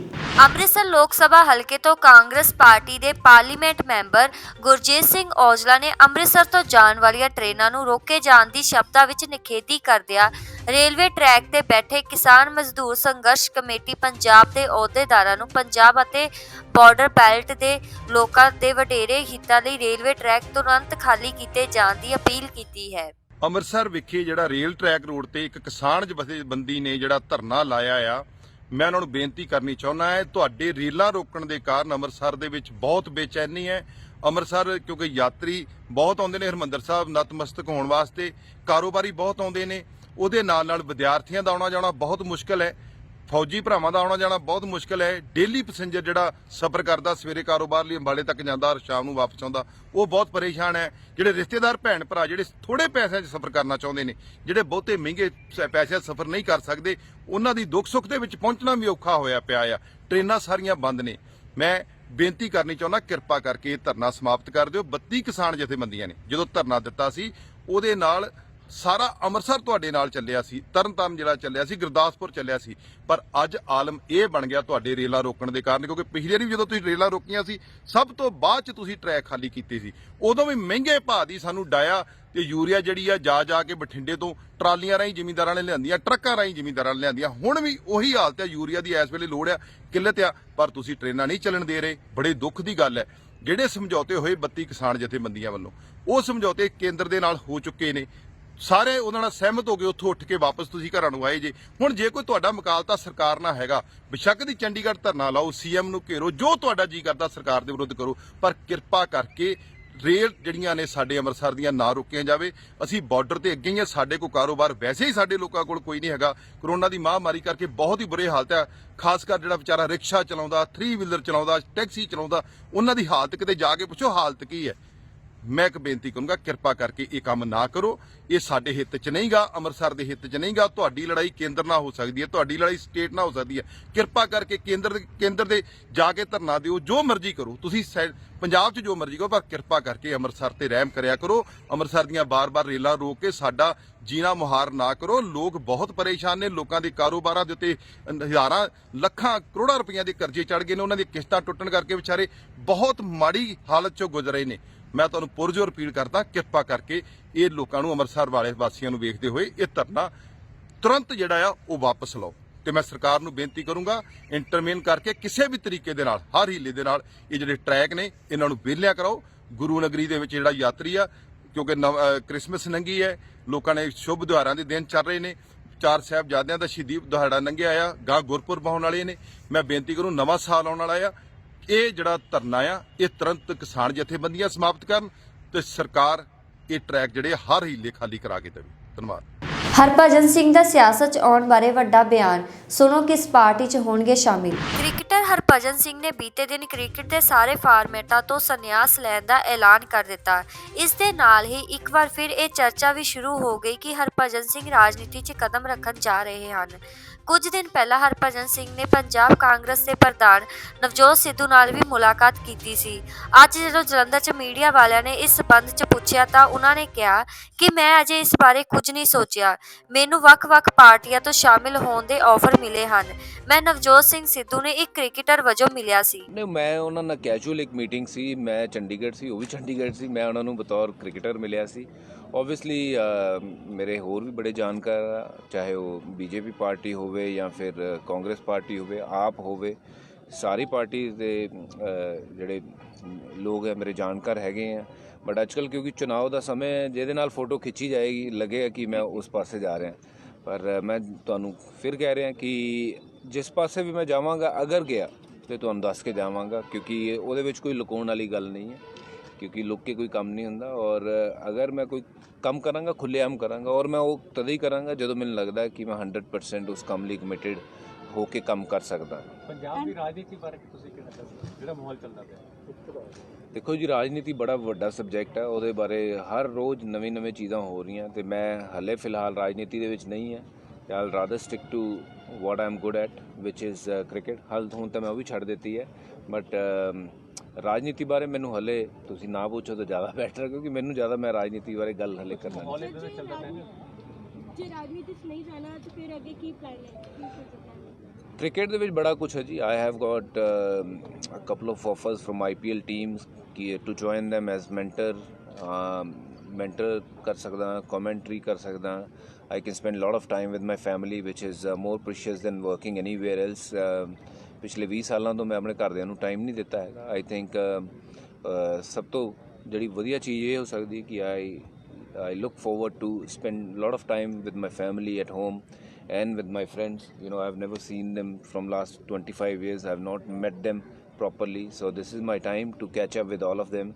ਔਰ ਉਸ ਤੋਂ ਇਲਾਵਾ ਜ਼ਿੰਦਗੀ ਦੇ ਵਿੱਚ ਬੜੀਆਂ ਚੀਜ਼ਾਂ ਐਸੀਆਂ, ਬੜੀਆਂ ਓਪਰਚੁਨਿਟੀਜ਼ ਹੈ ਜਿੱਥੇ ਮੈਂ ਕੋਈ ਵੀ ਕੰਮ ਕਰ ਸਕਦਾ ਹੈਗਾ, ਫਿਲਮ ਕਰ ਸਕਦਾ ਹੈਗਾ, ਮਿਊਜ਼ਿਕ ਕਰ ਸਕਦਾ ਹੈਗਾ। ਸੋ ਜੀ ਮੈਂ ਹਰ ਚੀਜ਼ ਉਹ ਕਰਨਾ ਚਾਹਾਂਗਾ ਕਿਉਂਕਿ ਯੂ ਨੈਵਰ ਨੋ, ਜ਼ਿੰਦਗੀ ਇੱਕ ਵਾਰ ਮਿਲਦੀ ਹੈ, ਹਰ ਚੀਜ਼ ਕਰਕੇ ਦੇਖਣੀ ਚਾਹੀਦੀ ਹੈ। ਪੰਜਾਬ ਦੇ ਬਹੁਤ ਸਾਰੇ ਵੱਡੇ ਮੁੱਦੇ ਹੈਗੇ ਨੇ ਜਿਹੜੇ ਅਜੇ ਤੱਕ ਹੱਲ ਨਹੀਂ ਹੋਏ। ਲੋਕ ਡਿਮਾਂਡ ਕਰਦੇ ਨੇ ਕਿ ਚੰਗੇ ਲੋਕਾਂ ਨੂੰ ਰਾਜਨੀਤੀ 'ਚ ਆਉਣਾ ਚਾਹੀਦਾ। ਜੀ, ਤੁਹਾਡੀ ਨਜ਼ਰ ਦੇ ਵਿੱਚ ਇਹੋ ਜਿਹੀ ਕਿਹੜੀ ਪਾਰਟੀ ਹੈਗੀ ਜਿਹੜੀ ਵਾਕਈ ਪੰਜਾਬ ਦਾ ਇਹ ਸੁਧਾਰ ਕਰ ਸਕਦੀ ਜਾਂ ਵੱਡੇ ਮੁੱਦੇ ਹੱਲ ਕਰ ਸਕਦੀ? ਦੇਖਿਓ ਜੀ, ਪਾਰਟੀ ਦੇ ਬਾਰੇ ਤਾਂ ਨਹੀਂ ਮੈਂ ਗੱਲ ਕਰਨਾ ਚਾਹਾਂਗਾ ਕਿਹੜੀ ਪਾਰਟੀ ਹੱਲ ਕਰ ਸਕਦੀ ਹੈ ਮੁੱਦੇ, ਔਰ ਉਹ ਮੁੱਦੇ ਜਿਹੜੇ ਵੀ ਹੈ ਉਹਦੇ ਲਈ ਜੋ ਰਾਈਟ ਪੀਪਲ ਹੈਗੇ ਆ, ਜਿਹੜੇ ਰਾਈਟ ਬੰਦੇ ਹੈਗੇ, ਉਹਨਾਂ ਨੂੰ ਅੱਗੇ ਆ ਕੇ ਕੰਮ ਕਰਨਾ ਚਾਹੀਦਾ ਹੈਗਾ। ਆਫਕੋਰਸ ਹੁਣ ਤੁਸੀਂ ਕਹੋਗੇ ਕਿ ਉਹ ਰਾਈਟ ਬੰਦੇ ਕੌਣ ਆ, ਇਹ ਤਾਂ ਦੇਖੋ ਪਾਰਟੀ ਦੇ ਵਿੱਚ ਜਦੋਂ ਕੋਈ ਚਲੇ ਜਾਂਦਾ ਉਹ ਆਪਣਾ ਉਹ ਦੇਖਣ ਲੱਗ ਪੈਂਦਾ ਕਿ ਪਾਰਟੀ ਪਹਿਲਾਂ ਪੰਜਾਬ ਹੋਣਾ ਚਾਹੀਦਾ, ਕਿਉਂਕਿ ਪੰਜਾਬ ਅਗਰ ਖੁਸ਼ਹਾਲ ਹੋਏਗਾ, ਪੰਜਾਬ ਅਗਰ ਹਸੀਨ ਹੋਏਗਾ ਤੇ ਤਦੀ ਪਾਰਟੀ ਦੀ ਵੀ ਤਰੱਕੀ ਹੈ, ਕਿਸੇ ਵੀ ਪਾਰਟੀ ਦੀ। ਪਰ ਆਈ ਥਿੰਕ ਕਿ ਅਗਰ ਮੈਨੂੰ ਕਦੀ ਓਪਰਚੁਨਿਟੀ ਮਿਲੇਗੀ, ਅਗਰ ਮੈਨੂੰ ਕਦੀ ਐਸਾ ਮੌਕਾ ਮਿਲੇਗਾ ਜਦੋਂ ਮੈਨੂੰ ਲੱਗੇਗਾ ਕਿ ਮੈਂ ਕੁਝ ਚੇਂਜ ਲਿਆ ਸਕਦਾ ਜਾਂ ਕਰਨਾ ਚਾਹੀਦਾ, ਤਾਂ ਮੈਂ ਜ਼ਰੂਰ ਉਹ ਚੇਂਜ ਲਿਆਵਾਂਗਾ। ਔਰ ਪਾਰਟੀ ਤੋਂ ਬਿਨਾਂ ਲਿਆਵਾਂਗਾ, ਬਿਨਾਂ ਪਾਰਟੀ ਦੀ ਸੋਚੇ ਕਿ ਪਾਰਟੀ ਨੂੰ ਕੀ ਲੱਗੇਗਾ। ਪਹਿਲਾਂ ਪੰਜਾਬ, ਪਹਿਲਾਂ ਹਿੰਦੁਸਤਾਨ, ਫਿਰ ਪਾਰਟੀ। ਤੁਸੀਂ ਕੱਲ ਕਿਹਾ ਕਿ ਮੈਂ ਇੱਕ ਨਵਾਂ ਚੈਪਟਰ ਆਪਣੀ ਜ਼ਿੰਦਗੀ ਦਾ ਸ਼ੁਰੂ ਕਰਨ ਜਾ ਰਿਹਾ। ਨਵਾਂ ਚੈਪਟਰ ਕਿਹਾ? ਨਵਾਂ ਚੈਪਟਰ ਇਹ ਹੈ ਜੀ ਕਿ ਮੈਂ ਪਿਛਲੇ 20-25 ਸਾਲ ਤੋਂ ਕ੍ਰਿਕਟ ਹੀ ਖੇਡ ਰਿਹਾ ਸੀ, ਔਰ ਆਫਕੋਰਸ ਕ੍ਰਿਕਟ ਦੇ ਨਾਲ ਬਹੁਤ ਜ਼ਿਆਦਾ ਜੁੜਿਆ ਹੋਇਆ ਸੀ। ਹੁਣ ਅੱਗੇ ਮੇਰੀ ਜ਼ਿੰਦਗੀ ਦੇ ਵਿੱਚ ਜਿਹੜਾ ਵੀ ਚੈਪਟਰ ਹੋਏਗਾ ਉਹ ਨਵਾਂ ਚੈਪਟਰ ਹੋਏਗਾ। ਔਰ ਪੋਲੀਟੀਕਲ ਹੋਏਗਾ ਜਾਂ ਕੁਝ ਹੋਰ ਹੋਏਗਾ, ਇਹ ਤਾਂ ਰੱਬ ਹੀ ਜਾਣਦਾ ਜੀ, ਕਿ ਪੋਲੀਟੀਕਲ ਹੋਏਗਾ ਜਾਂ ਫਿਰ ਕੋਈ ਹੋਰ ਹੋਏਗਾ, ਬਟ ਜੋ ਵੀ ਹੋਏਗਾ ਤੁਹਾਡੇ ਸਾਹਮਣੇ ਹੋਏਗਾ ਜੀ। ਤੁਸੀਂ ਜ਼ਿਆਦਾ ਟਾਈਮ ਆਫਟਰ ਦਿਸ ਗੇਮ ਹੁਣ ਤੁਸੀਂ ਜਲੰਧਰ ਰਹਿਣਾ ਪਸੰਦ ਕਰੋਗੇ ਜਾਂ ਮੁੰਬਈ? ਮੇਰਾ ਕੰਮ ਕਾਫੀ ਹੱਦ ਤੱਕ ਮੁੰਬਈ ਹੈ, ਔਰ ਮੈਂ ਦੋਨੋਂ ਪਾਸੇ ਹੀ ਰਵਾਂਗਾ ਜੀ। ਜ਼ਿਆਦਾ ਤਾਂ ਮੈਂ ਕਹਿ ਨਹੀਂ ਸਕਦਾ ਕਿ ਕਿੱਧਰ, ਜਿੱਥੇ ਕੰਮ ਦੀ ਡਿਮਾਂਡ ਹੈ ਜਿੱਥੇ ਮੈਂ ਉੱਥੇ ਰਵਾਂਗਾ। ਐਂਡ ਆਫ ਕੋਰਸ ਜਿਵੇਂ ਜਿੱਧਰ ਕੰਮ ਦੀ ਜ਼ਰੂਰਤ ਹੈ ਉੱਥੇ ਮੈਂ ਕੋਸ਼ਿਸ਼ ਕਰਾਂਗਾ ਕਿ ਮੈਂ ਰਵਾਂਗਾ। ਬਾਕੀ ਅੱਗੇ ਫਿਊਚਰ 'ਚ ਕੀ ਹੁੰਦਾ ਉਸ ਦੇ ਮੁਤਲਕ ਮੈਂ ਸੋਚ ਕੇ ਫਿਰ ਦੇਖਾਂਗਾ ਕਿ ਮੈਨੂੰ ਜ਼ਿਆਦਾ ਟਾਈਮਸ ਕਿੱਥੇ ਰਹਿਣਾ ਪੈਣਾ। ਜੇ ਤੁਸੀਂ ਕਿਹਾ ਕਿ ਸਹੀ ਬੰਦੇ ਹੋਣੇ ਚਾਹੀਦੇ ਰਾਜਨੀਤੀ 'ਚ, ਜੀ, ਇਸ ਤਰ੍ਹਾਂ ਦੇ ਸਹੀ ਬੰਦੇ ਤੁਸੀਂ ਕਹਿੰਦੇ ਮੇਰੇ ਵਰਗੇ। ਤੁਸੀਂ ਆਪਣੇ ਆਪ ਨੂੰ ਫਿੱਟ ਸਮਝਦੇ ਹੋ ਰਾਜਨੀਤੀ? ਬਿਲਕੁਲ, ਦੇਖੋ ਕਿੰਨਾ ਫਿੱਟ ਹੈਗਾ। ਰਾਜਨੀਤੀ 'ਚ ਆਣਾ ਹੁਣ ਤੁਸੀਂ ਇਨਕਾਰ ਨਹੀਂ ਕਰ ਰਹੇ, ਬਟ ਆਓਗੇ ਜ਼ਰੂਰ ਆਪਣੀ ਪਾਰਟੀ ਲੈ ਕੇ? ਮੈਂ ਦੇਖੋ ਦੇਸ਼ ਲਈ ਬੜੀ ਕ੍ਰਿਕਟ ਖੇਲੀ, ਔਰ ਦੇਸ਼ ਲਈ ਮੈਂ ਅੱਗੇ ਸੇਵਾ ਵੀ ਕਰਾਂਗਾ ਜ਼ਰੂਰ। ਔਰ ਚਾਹੇ ਉਹ ਰਾਜਨੀਤੀ ਦੇ ਤਰੀਕੇ ਹੋਵੇ ਜਾਂ ਫਿਰ ਬਿਨਾਂ ਰਾਜਨੀਤੀ ਵਿੱਚ ਆਏ ਵੀ, ਜੋ ਮੇਰੇ ਤੋਂ ਬਣ ਪਾਇਆ ਹੋਵੇਗਾ ਮੈਂ ਜ਼ਰੂਰ ਕੋਸ਼ਿਸ਼ ਕਰਦਾ ਰਹਾਂਗਾ। ਕਦੋਂ ਹੋਏਗੀ ਉਹ ਇਹ ਮੈਨੂੰ ਨਹੀਂ ਪਤਾ ਹੈਗਾ, ਪਰ ਜਿੱਦਣ ਹੋਏਗੀ ਮੈਂ ਤੁਹਾਨੂੰ ਦੱਸ ਕੇ ਕਰਾਂਗਾ, ਇਹ ਵੀ ਮੇਰਾ ਵਾਅਦਾ ਤੁਹਾਨੂੰ। ਪੰਜਾਬ ਦੇ ਲੋਕ ਕਹਿੰਦੇ ਨੇ ਕਿ ਅਜੇ ਤੱਕ ਰਾਜਨੀਤਿਕ ਪਾਰਟੀਆਂ ਨੇ ਉਸ ਲੈਵਲ ਦੀ ਭੂਮਿਕਾ ਨਹੀਂ ਨਿਭਾਈ ਜਿਹੜੇ ਕੰਮ ਕਰਨੇ ਚਾਹੀਦੇ ਸੀਗੇ। ਤੁਹਾਨੂੰ ਲੱਗਦਾ ਕਿ ਇਹ ਭੂਮਿਕਾ ਨਿਭਾਈ ਕਿ ਜਾਂ ਵਾਕਈ ਰਾਜਨੀਤੀ ਹੁਣ ਬਦਲਣ ਦਾ ਸਮਾਂ ਆ ਗਿਆ? ਤੁਸੀਂ ਦੇਖੋ ਜੀ, ਮੈਂ ਤਾਂ ਇਹੀ ਕਹਾਂਗਾ, ਮੈਂ ਸਪੋਰਟਸ ਦੇ ਖੇਤਰ ਦਾ ਬੰਦਾ। ਸਪੋਰਟਸ ਦੇ ਖੇਤਰ ਦੇ ਵਿੱਚ ਪੰਜਾਬ ਦੀ ਤਰੱਕੀ ਨਹੀਂ ਹੋਈ ਹੈ। ਸਪੋਰਟਸ ਦੇ ਖੇਤਰ ਦੇ ਵਿੱਚ ਅਗਰ ਅਸੀਂ ਗੱਲ ਕਰੀਏ ਤਾਂ ਹਰਿਆਣਾ ਸਾਡੇ ਤੋਂ ਬਹੁਤ ਅੱਗੇ ਨਿਕਲ ਗਿਆ। ਸਾਡੇ ਇੱਥੇ ਇਨਫਰਾਸਟ੍ਰਕਚਰ ਬਹੁਤ ਵਧੀਆ ਹੋ ਸਕਦਾ ਜਿਹੜਾ ਨਹੀਂ ਹੋਇਆ। ਔਰ ਬਿਲਸ ਦੇ ਵਿੱਚ ਅਗਰ ਦੇਖੋ ਤਾਂ ਪੈਸੇ ਹੀ ਨਹੀਂ ਹੈਗੇ ਪੰਜਾਬ ਸਰਕਾਰ ਦੇ ਕੋਲ ਕਮੋ, ਜਾਂ ਫਿਰ ਇਨਫਰਾਸਟ੍ਰਕਚਰ ਓਵਰਆਲ ਇੰਡੀਆ ਦਾ ਅਗਰ ਦੇਖਿਆ ਜਾਵੇ ਤਾਂ ਬਹੁਤ ਵਧੀਆ ਨਹੀਂ ਹੈ, ਜਿਹਦੇ ਉੱਤੇ ਬਹੁਤ ਕੰਮ ਹੋ ਸਕਦਾ। ਔਰ ਅਸੀਂ ਕਹਿੰਦੇ ਹਾਂ ਕਿ ਜਦੋਂ ਸਾਡੇ ਐਥਲੀਟ ਜਾਂਦੇ ਆ ਖੇਲਣ ਤੇ ਕਹਿੰਦੇ ਆ ਕਿ ਜੀ 2 ਹੀ ਮੈਡਲ ਆਏ ਆ, ਕਿ ਇੰਨੀ ਵੱਡੀ ਆਬਾਦੀ ਦੇ ਵਿੱਚੋਂ ਸਿਰਫ 2 ਹੀ ਮੈਡਲ ਬਣਦੇ ਆ। ਮੈਨੂੰ ਲੱਗਦਾ ਅਗਰ ਇੰਨੀ ਵੱਡੀ ਆਬਾਦੀ ਦੇ ਵਿੱਚੋਂ ਸਾਨੂੰ 500 ਮੈਡਲ ਆ ਸਕਦੇ ਆ। ਔਰ ਕਿਉਂ ਨਹੀਂ ਆਉਂਦੇ? ਕਿਉਂਕਿ ਇਨਫਰਾਸਟ੍ਰਕਚਰ ਨਹੀਂ ਹੈ, ਕਿਉਂਕਿ ਉਹਨਾਂ ਨੂੰ ਸਹੂਲਤ ਨਹੀਂ ਹੈ ਪਲੇਅਰਾਂ ਨੂੰ। ਬੜਾ ਕੁਝ ਸਪੋਰਟਸ 'ਤੇ ਹੋ ਸਕਦਾ। ਔਰ ਰਾਜਨੀਤੀ ਨੂੰ ਅਲੱਗ ਰੱਖ ਕੇ ਅਗਰ ਗੱਲ ਕਰੀਏ ਤਾਂ ਅਗਰ ਥੋੜ੍ਹਾ ਜਿਹਾ ਰਾਜਨੀਤਿਕ ਬੰਦੇ ਜਿਹੜੇ ਬਿੱਲ ਪਾਸ ਕਰਦੇ ਆ, ਥੋੜ੍ਹਾ ਜਿਹਾ ਬਿੱਲ ਅਗਰ ਵਧਾ ਦੇਣ ਔਰ ਵਧੀਆ ਬੰਦਾ ਅਗਰ ਸਪੋਰਟਸ ਦੇ ਉੱਤੇ ਲਗਾ ਦੇਣ ਤੇ ਪੰਜਾਬ ਦਾ ਨਾਮ ਸਪੋਰਟਸ ਦੇ ਵਿੱਚ ਇੱਕ ਵਾਰੀ ਫਿਰ ਬਹੁਤ ਉੱਤੇ ਹੋ ਜਾਏਗਾ। ਇਕੱਲਾ ਹਰਭਜਨ ਸਿੰਘ ਇੱਥੋਂ 100 ਟੈਸਟ ਮੈਚ ਖੇਲੇ, ਮੈਨੂੰ ਗੱਲ ਹਜਮ ਨਹੀਂ ਹੁੰਦੀ। ਇੱਥੋਂ ਘੱਟੋ ਘੱਟ ਹੋਰ 20 ਮੁੰਡੇ ਹੋਣੇ ਚਾਹੀਦੇ ਜਿਹੜੇ ਇੰਡੀਆ ਲਈ ਖੇਲਣ, ਉਹ 100 ਟੈਸਟ ਮੈਚ ਖੇਲਣ। ਕਿਉਂ ਨਹੀਂ ਹੋ ਸਕਦਾ? ਹਾਕੀ ਕਿਉਂ ਥੱਲੇ ਚਲੇਗੀ? ਸਾਡੀ ਕੁਸ਼ਤੀ ਕਿਉਂ ਥੱਲੇ ਚਲੇਗੀ? ਭਲਵਾਨੀ ਕਿਉਂ ਥੱਲੇ ਚਲੇਗੀ? ਹਰਿਆਣਾ ਕਿਉਂ ਅੱਗੇ ਨਿਕਲ ਗਿਆ? ਇਹਦੇ ਕੁਝ ਤਾਂ ਕਾਰਨ ਹੋਣਗੇ। ਨਗਰ ਨਿਗਮ ਦੀਆਂ 2021 ਦੀਆਂ ਚੋਣਾਂ 'ਚ ਆਪ ਨੇ ਮਾਰੀ ਐਂਟਰੀ। ਚੰਡੀਗੜ੍ਹ ਨਗਰ ਨਿਗਮ ਚੋਣਾਂ 'ਚ ਪਹਿਲੀ ਵਾਰ ਚੋਣ ਲੜਨ ਵਾਲੀ ਆਮ ਆਦਮੀ ਪਾਰਟੀ ਨੇ ਬਾਜੀ ਮਾਰ ਕੇ ਸੱਤਾ ਵਿੱਚ ਰਹੀ ਭਾਰਤੀ ਜਨਤਾ ਪਾਰਟੀ ਨੂੰ ਹਰਾ ਦਿੱਤਾ ਹੈ।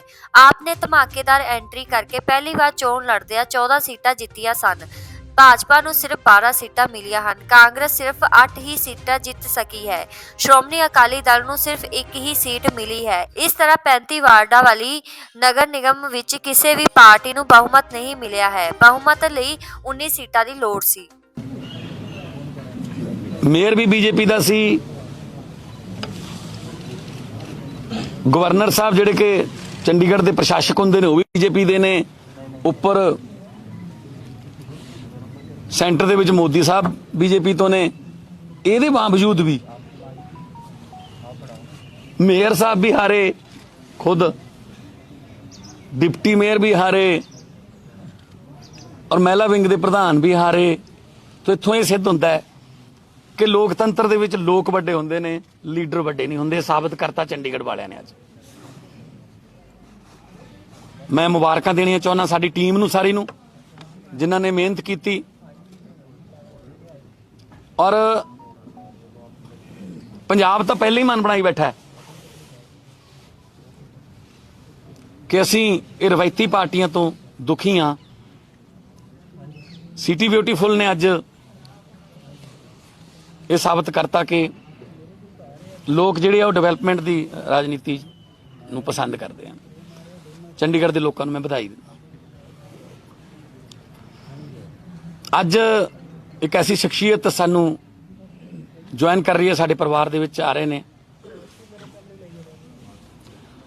ਜਿਨ੍ਹਾਂ ਨੇ ਬਹੁਤ ਗਰੀਬੀ ਚੋਂ ਉੱਠ ਕੇ ਮਿਹਨਤ ਕਰਕੇ ਬਹੁਤ ਵੱਡਾ ਮੁਕਾਮ ਹਾਸਲ ਕੀਤਾ। ਸਮਾਜ ਦੀ ਸੇਵਾ ਦੇ ਵਿੱਚ ਵੀ ਵੱਧ ਚੜ੍ਹ ਕੇ ਹਿੱਸਾ ਲੈਂਦੇ ਰਹਿੰਦੇ ਨੇ। ਜਦੋਂ ਮਿਊਨਿਸਪਲ ਕਾਰਪੋਰੇਸ਼ਨ ਸੀ ਚੰਡੀਗੜ੍ਹ, ਉਦੋਂ 5 ਸਾਲ ਪ੍ਰਧਾਨ ਵੀ ਰਹੇ ਉਹਦੇ, ਉਸ ਤੋਂ ਬਾਅਦ ਮੇਅਰ ਵੀ ਰਹੇ ਮੋਹਾਲੀ ਦੇ।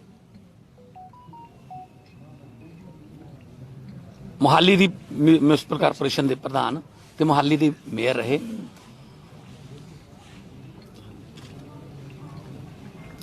ਕੁਲਵੰਤ ਸਿੰਘ ਜੀ, ਤੁਸੀਂ ਸਾਰੇ ਜਾਣਦੇ ਹੋ ਉਹਨਾਂ ਨੂੰ। ਉਹ ਆਪਣੇ ਸੈਂਕੜੇ ਸਾਥੀਆਂ ਸਮੇਤ ਅੱਜ ਆਮ ਆਦਮੀ ਪਾਰਟੀ ਦੇ ਪਰਿਵਾਰ ਦੇ ਵਿੱਚ ਸ਼ਾਮਲ ਹੋ ਰਹੇ ਨੇ। ਰਾਘਵ ਚੱਡਾ ਜੀ ਸਾਡੇ ਜਿਹੜੇ ਸਹਿ ਇੰਚਾਰਜ ਨੇ ਪੰਜਾਬ ਦੇ, ਅਸੀਂ ਸਾਰੇ ਆਮ ਆਦਮੀ ਪਾਰਟੀ ਵੱਲੋਂ ਉਹਨਾਂ ਦਾ ਬਹੁਤ ਬਹੁਤ ਸਵਾਗਤ ਕਰਦੇ ਹਾਂ। ਉਹਨਾਂ ਦੇ ਤਜਰਬੇ ਦਾ ਸਾਨੂੰ ਬਹੁਤ ਫਾਇਦਾ ਹੋਊਗਾ, ਕਿਉਂਕਿ ਮੋਹਾਲੀ ਦੇ ਵਿੱਚ ਉਹ ਦਿੱਗਜਾਂ ਨਾਲ ਲੜਦੇ ਰਹੇ ਨੇ, ਜਿਹੜੇ ਆਪਣੇ ਆਪ ਨੂੰ ਬਹੁਤ ਵੱਡੇ ਕਹਾਉਂਦੇ ਨੇ, ਤੇ ਮੋਹਾਲੀ ਦੇ ਇਕੱਲੇ ਬੂਥ ਦਾ, ਇਕੱਲੀ ਵੋਟ ਦਾ ਉਹਨਾਂ ਨੂੰ ਜਾਣਕਾਰੀ ਹੈ, ਸਮੱਸਿਆਵਾਂ ਦੀ ਜਾਣਕਾਰੀ ਹੈ। ਸੋ ਕੁਲਵੰਤ ਸਿੰਘ ਜੀ ਦਾ ਅੱਜ ਪਾਰਟੀ ਦੇ ਵਿੱਚ ਸ਼ਾਮਿਲ ਹੋਣਾ ਆਮ ਆਦਮੀ ਪਾਰਟੀ ਲਈ ਬਹੁਤ ਵੱਡਾ ਹੁਲਾਰਾ ਹੈ। मैं कोशिश कर हाँ। जैसा कि हमारे पार्टी के पंजाब प्रधान मान साहब ने बताया, आज के जो चंडीगढ़ म्युनिसिपल इलेक्शन के नतीजे आए हैं, ये साबित कर देते हैं कि जीत आज केजरीवाल मॉडल ऑफ गवर्नेंस की हुई है और चंडीगढ़ के वोटर्स ने एक आवाज में यह कहा कि एक मौका केजरीवाल को, एक मौका केजरीवाल नू। और चंडीगढ़ के नतीजे तो सिर्फ एक ट्रेलर है, पंजाब पूरी पिक्चर है जो अभी बाकी है। हमें पूरा विश्वास है कि चंडीगढ़ के लोगों ने जैसे रिवायती पार्टियों से भाजपा कांग्रेस की मिली जुली भ्रष्ट और निकम्मी सरकारों से परेशान होकर एक साफ सुथरी ईमानदार आम आदमी पार्टी को मौका दिया है, उसी तर्ज पे पंजाब के लोग भी आने वाले समय में आम आदमी पार्टी को मौका देंगे। जैसा कि मान साहब ने कहा, पंजाब के लोग तो पहले ही मूड बनाए बैठे हैं और जहां पर यह देखा जाता है कि म्युनिसिपल चुनाव बहुत ही कम वोटों का चुनाव होता है, हार जीत 10-15 वोटों पे होती है, वहां पर आम आदमी पार्टी के कैंडिडेट्स 800, 1000, 1500 वोट के मार्जिन से जीते हैं। पहली बार चंडीगढ़ म्युनिसिपल का चुनाव लड़ रही आम आदमी पार्टी के कैंडिडेट्स इतने बड़े मार्जिन से जीते। यह दिखाता है कि चंडीगढ़ के लोगों ने वन साइडेड, एक तरफा वोट अरविंद केजरीवाल जी को, आम आदमी पार्टी को, झाड़ू को दिया है।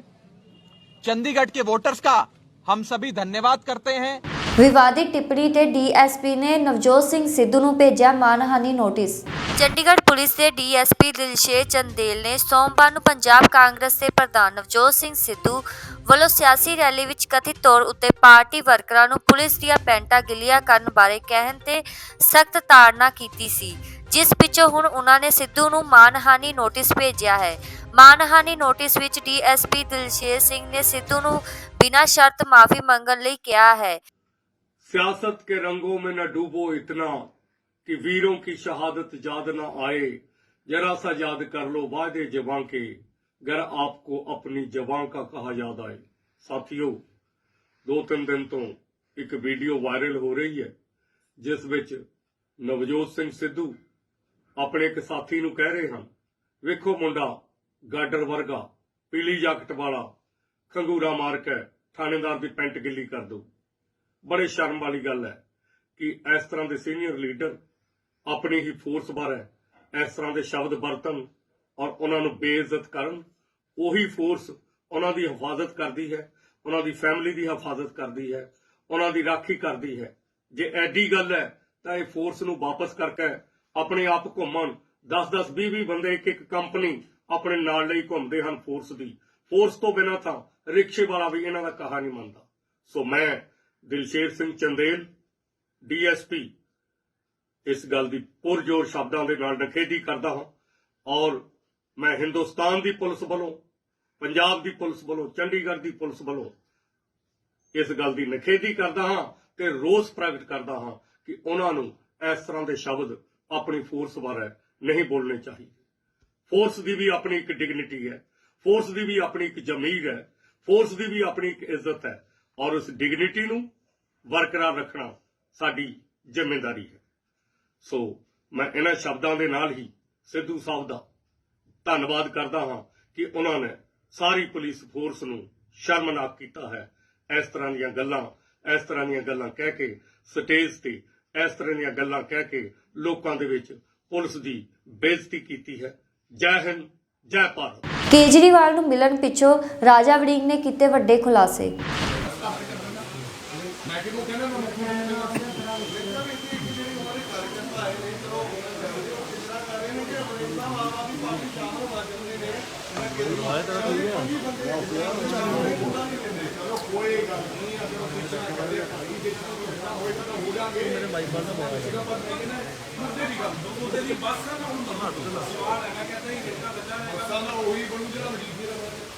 चिंता न करो, बस का मैं चलाऊंगी राजा वाली बस के बेच लेके देखते रह गए डेढ़ यार देख कांग्रेसियां जी डेढ़ दुनिया में पैदा हो जाए उत्ते की गल करो। कल नहीं उत्ते आ गए प्रेस वाले को भेजे सी केजरीवाल साहब समान देखो पता की कहते उत्थे होया मौका फिर ढाई मैं क्या मुख्यमंत्री होते, गृह मंत्री होते, पीसीसी प्रधान होते, जख्मी उन्हें रोज जाकर पीछे मुद्दे की गल करो। बड़ा बड़ा मुद्दा है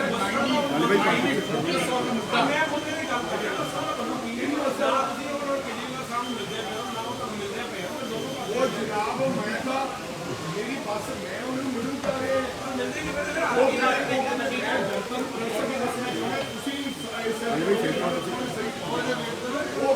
उन्होंने आई सी उन्होंने पीएस आया सी वो कहना भी राजा बड़े बिना कैमरे तो आगे पब्लिक जाओगे हम मिलना बिना कैमरे तो जाओगे नहीं वकील साहब। केजरीवाल साहब जाएंगे अपनी जेल फॉर्म पंजाबी भी बोलना क्यों कैमरे I challenge Mr. Sidhu. I'm not because मैं छोटा है. I don't challenge Mr. Petri. मेरे सरकार को सीधी बात सब मतलब कि हिंदी में जीवन का मतलब कि क्या है वो ये सब के आगे का बात नहीं जैसे तो मैं ट्रांसपोर्ट मिनिस्टर में तो तुसी चर्चा करना और एक मिनट जेड़ा ਤੁਹਾਡੇ खेती सिस्टम ने किया है काफी तरी कि ਅਸੀਂ ਬਸਾਂ ਸਰਕਾਰ ਬੰਦ ਕੀਤੀ ਹੈ ਕਾਇਮਲੀ ਬ੍ਰਿੰਗ ਦੋ ਡਾਕੂਮੈਂਟ ਤਾਂ ਜੋ ਲੋਕਾਂ ਨੂੰ ਸੱਚ ਪਤਾ ਲੱਗੇ ਬਾਤ ਮਾਲੂਮ ਕੀਤੀ ਹੈ ਕਿ ਸਾਲੀ ਝੂਠ ਬ੍ਰਿੰਗ ਅਪ ਮੀਡੀਆ ਸਾਹਮਣੇ ਇਹਨਾਂ ਨੂੰ ਆਪਣੇ ਪਰਸਨਲ ਸੈਕਟਰ ਮੀਡੀਆ ਤੋਂ ਗਿਆ ਉਹ ਕਰਨਾ ਉਹ ਪਾਰਟੀ ਸਿਲੈਕਟਡ ਮੀਡੀਆ ਇਹ ਕੀ ਚੱਲ ਰਿਹਾ ਹੈ ਤਾਂ ਲਾਏਗਾ ਬਾਕੀ ਨਹੀਂ ਹੋ ਕੇ ਨਹੀਂ ਕਿੰਨੇ ਕੁ ਦਿਨ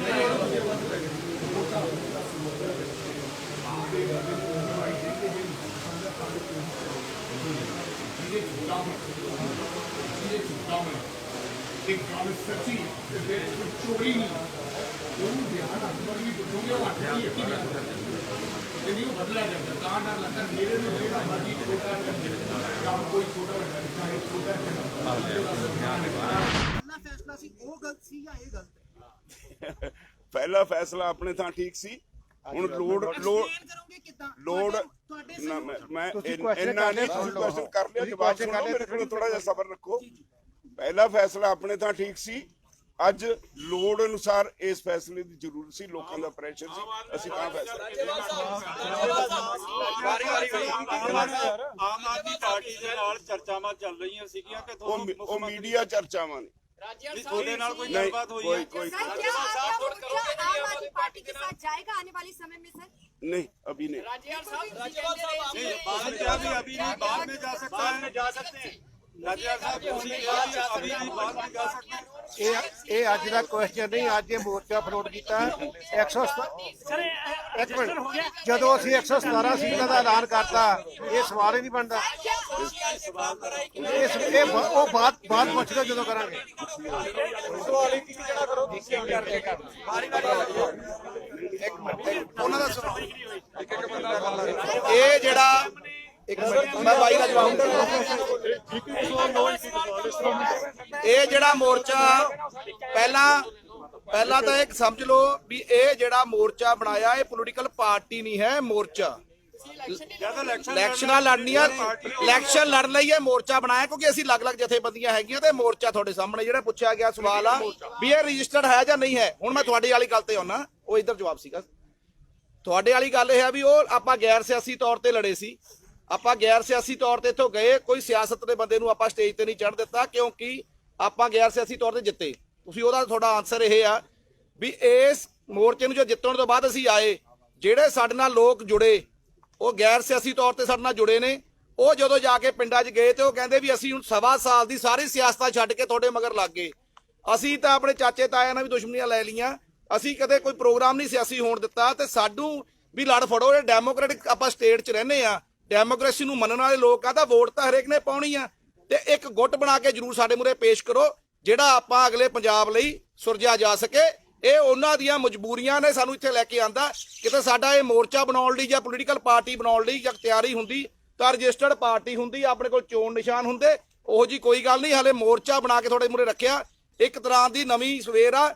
ਬਿਲਕੁਲ ਤੁਹਾਡੀ ਗੱਲ ਠੀਕ ਆ, ਲੀਕ ਤੋਂ ਹਟ ਕੇ ਇੱਕ ਨਵੀਂ ਲੀਕ ਖਿੱਚ ਰਹੇ ਆ। ਇਹ ਕਿਵੇਂ ਆਉਂਦੀ ਆ ਇਹ ਸਮਾਂ ਦੱਸੂਗਾ।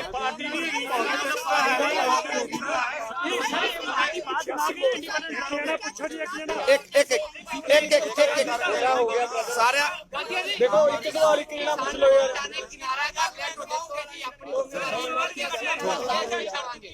ਇੱਕ ਜਣਾ ਇੱਕੋ ਸਵਾਲ ਪੁੱਛੋ ਨਾ, ਇੱਕ ਜਣਾ ਇੱਕ ਮਿੰਟ ਦਾ ਆਨਸਰ ਦੇ ਕੇ ਦੇਣਾ।